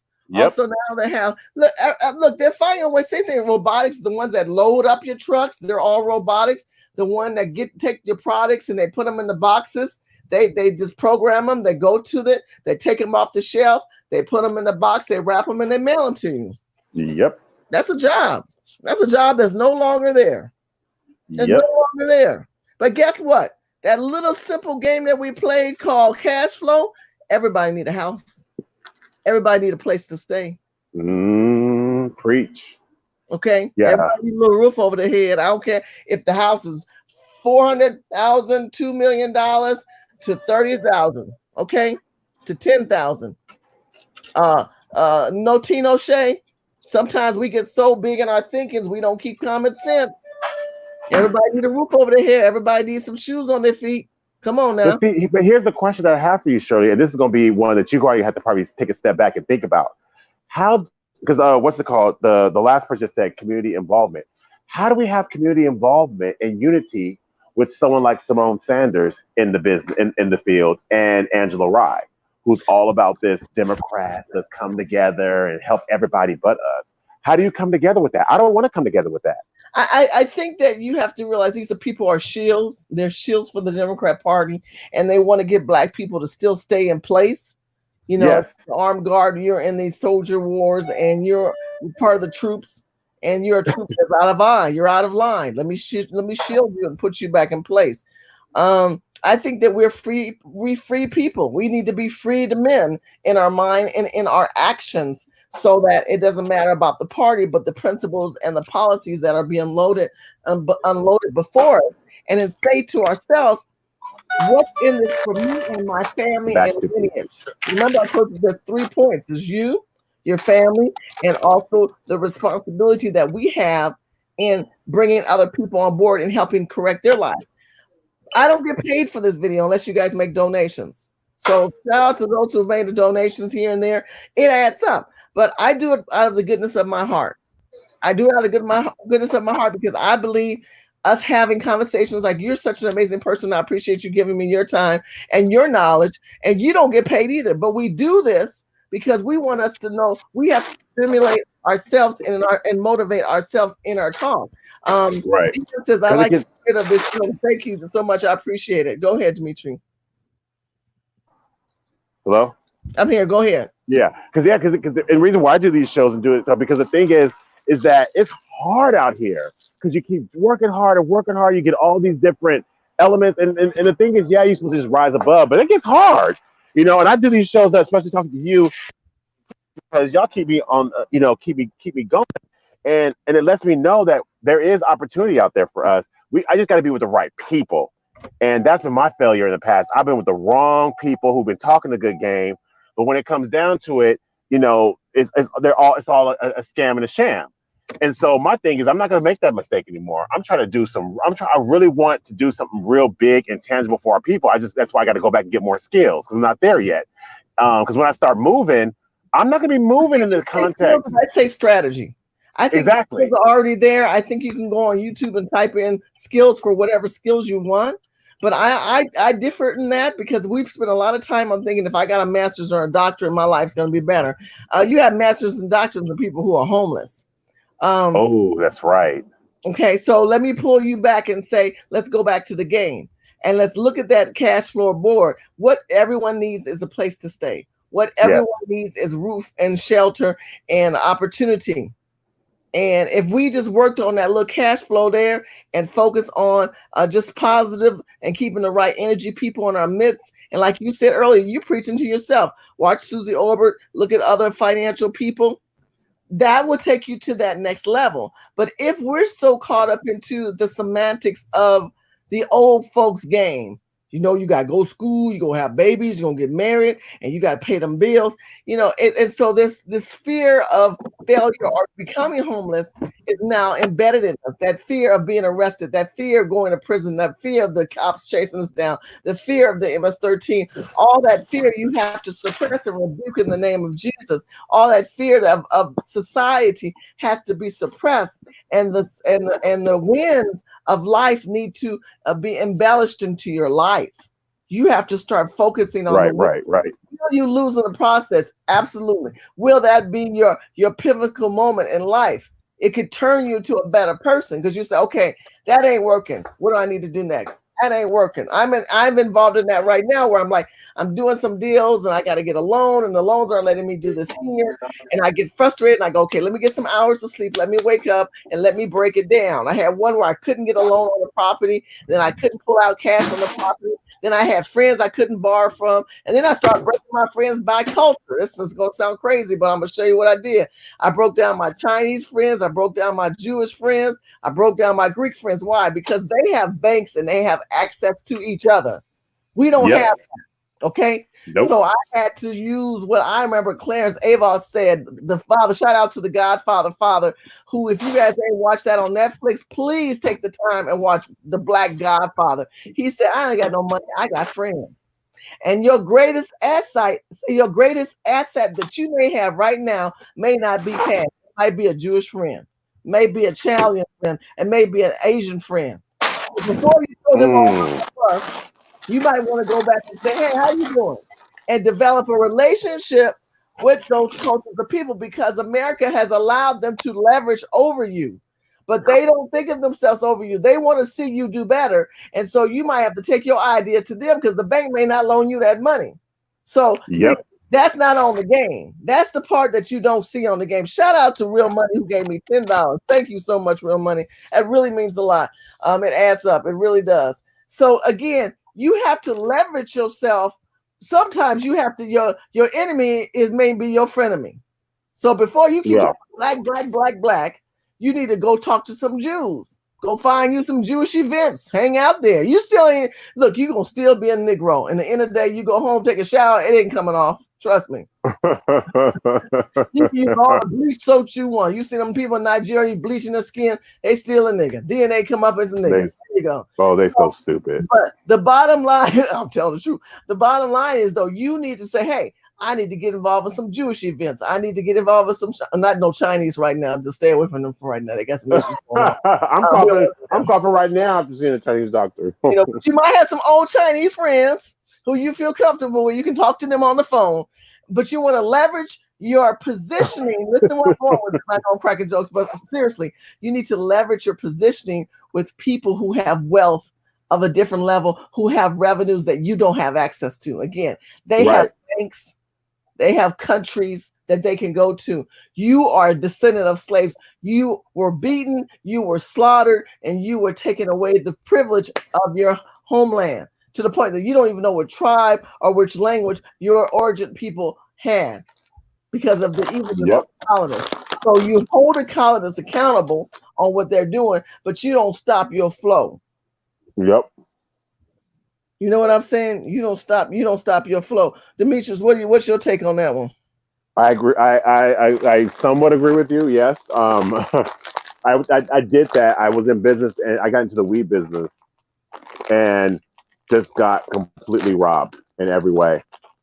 And had contracts, had everything set up, but they was just like, we're just gonna take from you. You ain't got nothing to protect you. So we just go. The justice doesn't want to protect you. No one cares. Go. So whatever. I think So the I'm just kind of way like the regrouping. Black community, because I've had people come to me saying how we're being blocked. The Arabs and the Jews have really taken that over. Okay, really hardcore. The only way Blacks can get in the weed business is first they have to lawyer up. The community has to come together. We need to have a foundation of lawyers, of protection for intellectual property rights and tangible rights, so that when we start to embark upon that level of other industries where people are trying to be the dominant in, because now we are a country of migrants who dominate in industries where that was not America. Let me clarify that again. We are now become a country full of immigrants and migrants, as well as illegal immigrants who dominate within industries. Give you an example for those that watched my previous show. I talked about how you have the Indians. They come here and they buy all the hotels. The Chinese came in. We had cleaners. They took over our cleaners. The Chinese exactly. real estate. The Koreans came in, bought the hair, and started selling hair. Now they own businesses all on Wilshire, and they have a whole Koreatown. See, they've evolved over years. They didn't come in here and have a Koreatown. They made it off the backs of Black people, but we position those people that way, and we've it doesn't make no sense. Dispositioned. Go ahead. What were you saying? And it doesn't make any sense why we did that. We had everything, and it's like it just doesn't make any sense. Why do we give? And the thing is, the riots in the '60s, we were trying to get liquor stores, and we couldn't get liquor store money. We couldn't get grocery store money. We wanted to do these businesses. We need capital. We need resources. Maybe I need to go to Russia and try to get a loan there.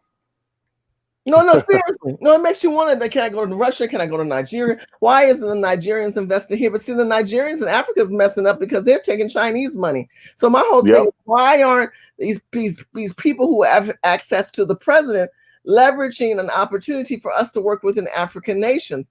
I just think there's a lot of cartoon characters and Christians all on this president, and they work my nerves. I call them cartoon characters because they're not leveraging power to its fullest.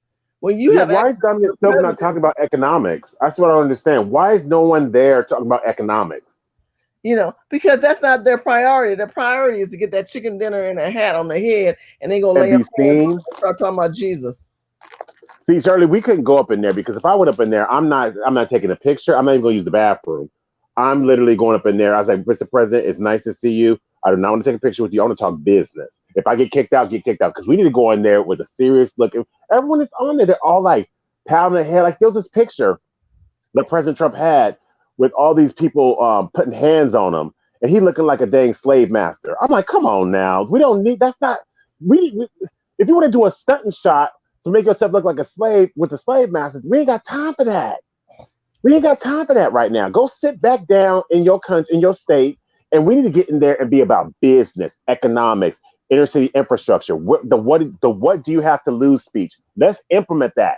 Let's go. Let's get it moving. Right. Let's implement that. You see the Chinese standing next to the president. They're standing toe to toe, looking straight in the camera. You see the Jews, they look straight in the camera. You see a bunch of Negroes, they gonna lay hands on the man and like they gonna bring him back to Jesus. I don't get any of that. Real Money laughing at them. He also said, Real Money said, my mother's friend is in Northridge, California, was Jewish. And they had access to things a lot of us don't have. Look, I'm telling you, you got to have a Jewish friend. You always get, the reason you have to have a Jewish friend. I'm sorry. They got to leverage us over. They got to leverage up over us early in the 1900s and in the 1960s and the 40s when they started coming here with Einstein and doing the Holocaust, their Holocaust. They keep talking about we had a Holocaust too, but we're paying them compensation for the Holocaust that happened in Germany. That is so crazy. Exactly. It's crazy. And they said, well, we deserve it, whatever the case may be, so do we. And I think that's the key thing that we're not. You guys get the thumbs up if you can. I think a lot of things that we have to think about. DM says, what about Harlem or Sweet Auburn? What happened? Mindset change. The mindset changed with the people. The people forgot about Black family first. They started shutting out, and we started allowing people in our communities, and we started allowing ourselves to be given away. And we caught up into Jesus. And I was just so done with this whole Black History Month this last month with the White House, with them having all them Negroes laying hands, and then Charlie Kirk talking about we don't need reparations. Diamond Silk saying we don't need reparations. Karen, oh gosh, all these people we don't need. I'm just like, who are these people?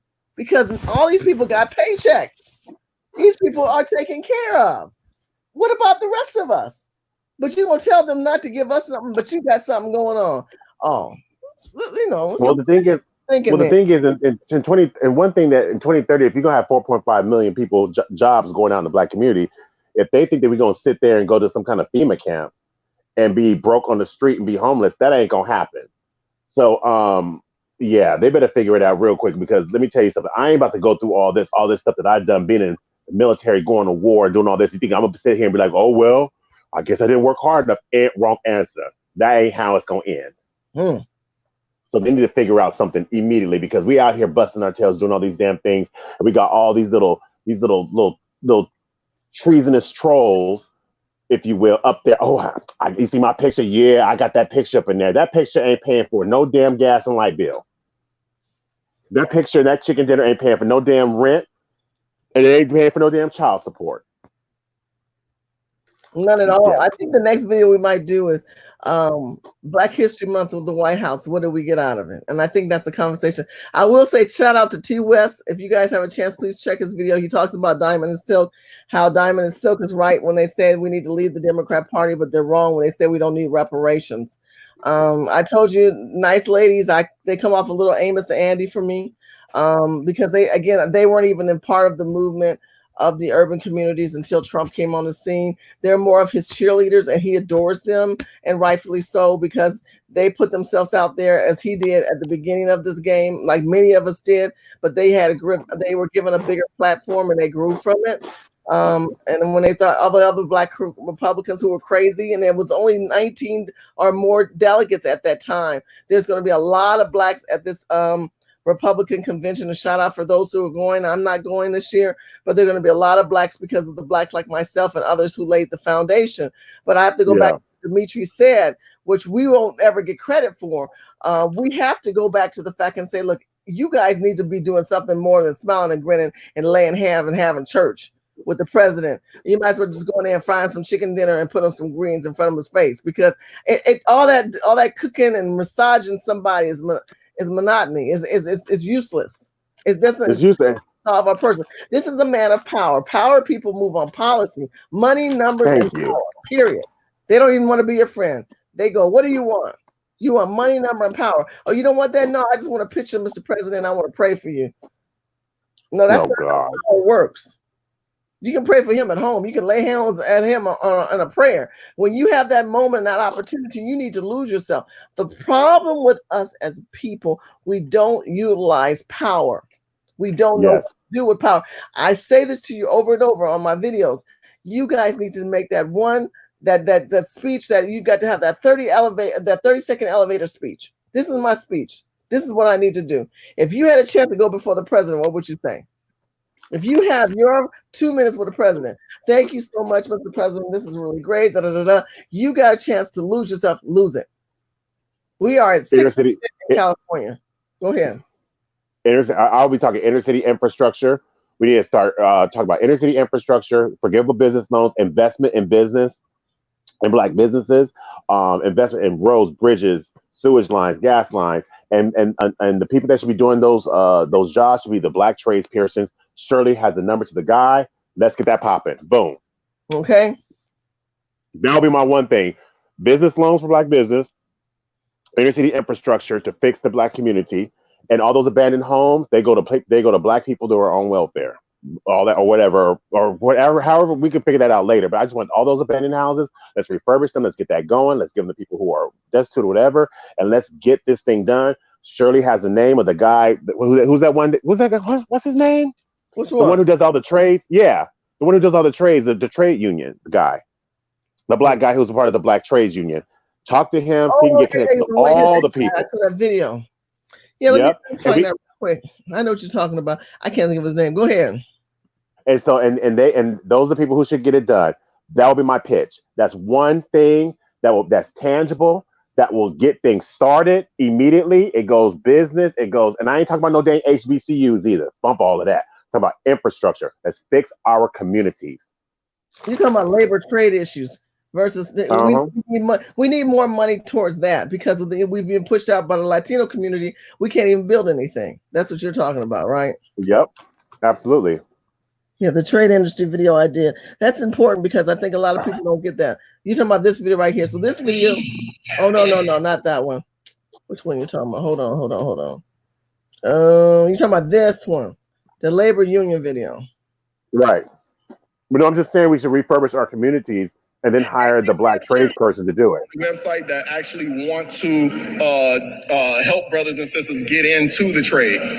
So you have master level carpenters, master level electricians, welders, and you go online and you create your profile, put your resume, put your pictures of your work, any licenses that you have. We have sections where you fill that out. And we basically are creating a black LinkedIn for black construction workers. So we can really start working as a collective to demand changes. The Jim Crow pre-apprenticeship programs, which the majority of blacks never graduate from. I think the numbers are like 7% of people that go through a pre-apprenticeship program ever become journeymen. And so these programs are systematically put on our people in the community to stop them from getting to the higher wages.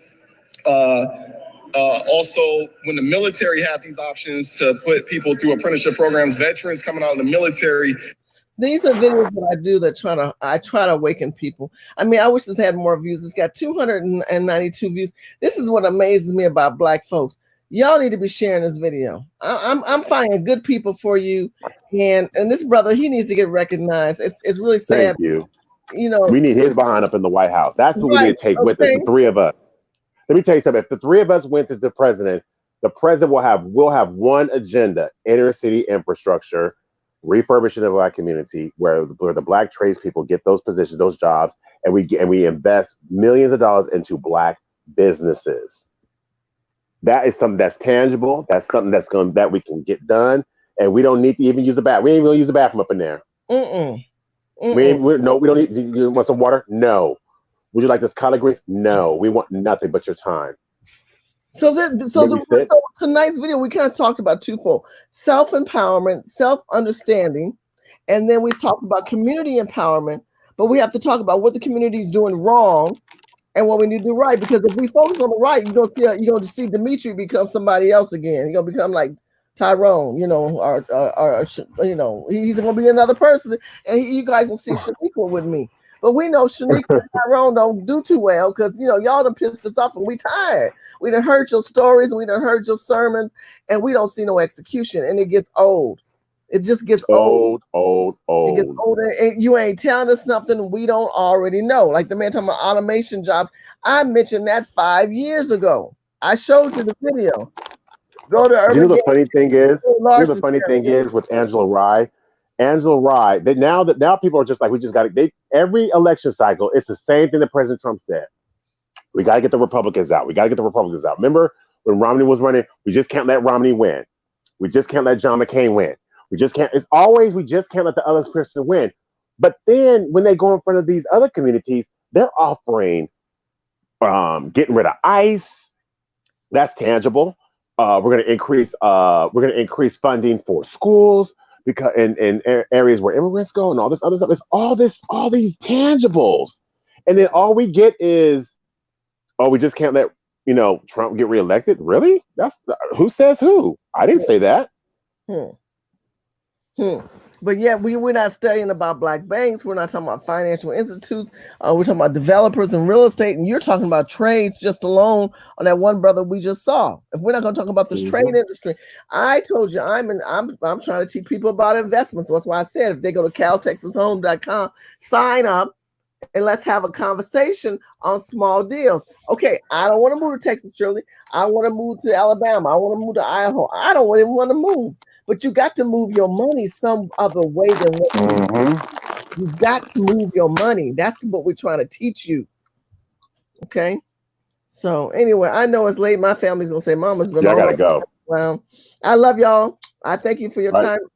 Dimitri, you are my brother in Christ and my brother as a friend and my brother in the state of California. We will get together again, family. Next time we're going to talk about, the old school versus the new school, because we tired up both of these schools and we got to get some solutions in all of this. Make sure you subscribe, get the thumbs up, Tell us in this chat room after this video is over. Take the time and just put it in the chat room. Tell me, what is it that you're looking for in this video? What would you like? What kind of videos you like to see in the future? What did you get from this video?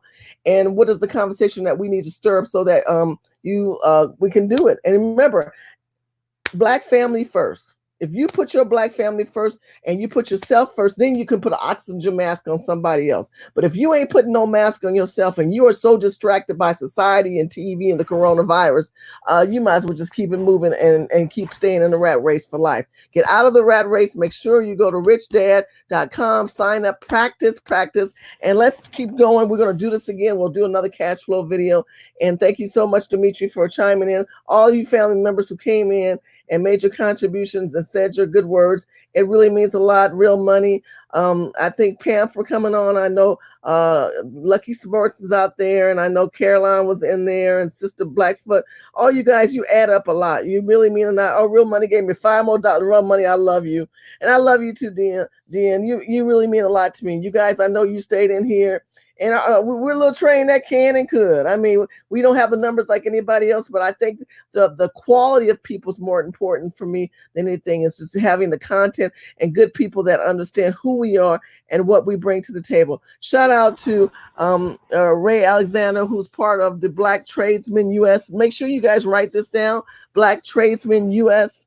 And go look up what he's offering. Make sure you put your name part of that if you want to be part of contracting or you want to join his repertoire of people nationwide. By the way, it's just not only in California. He's in California, but nationwide. And make sure you get those thumbs up and subscribe. And remember, Cal Texas Homes. If you guys want to learn how to make home investments, come over to that site and learn that as well. I love you. Good night. God bless. Let's talk soon.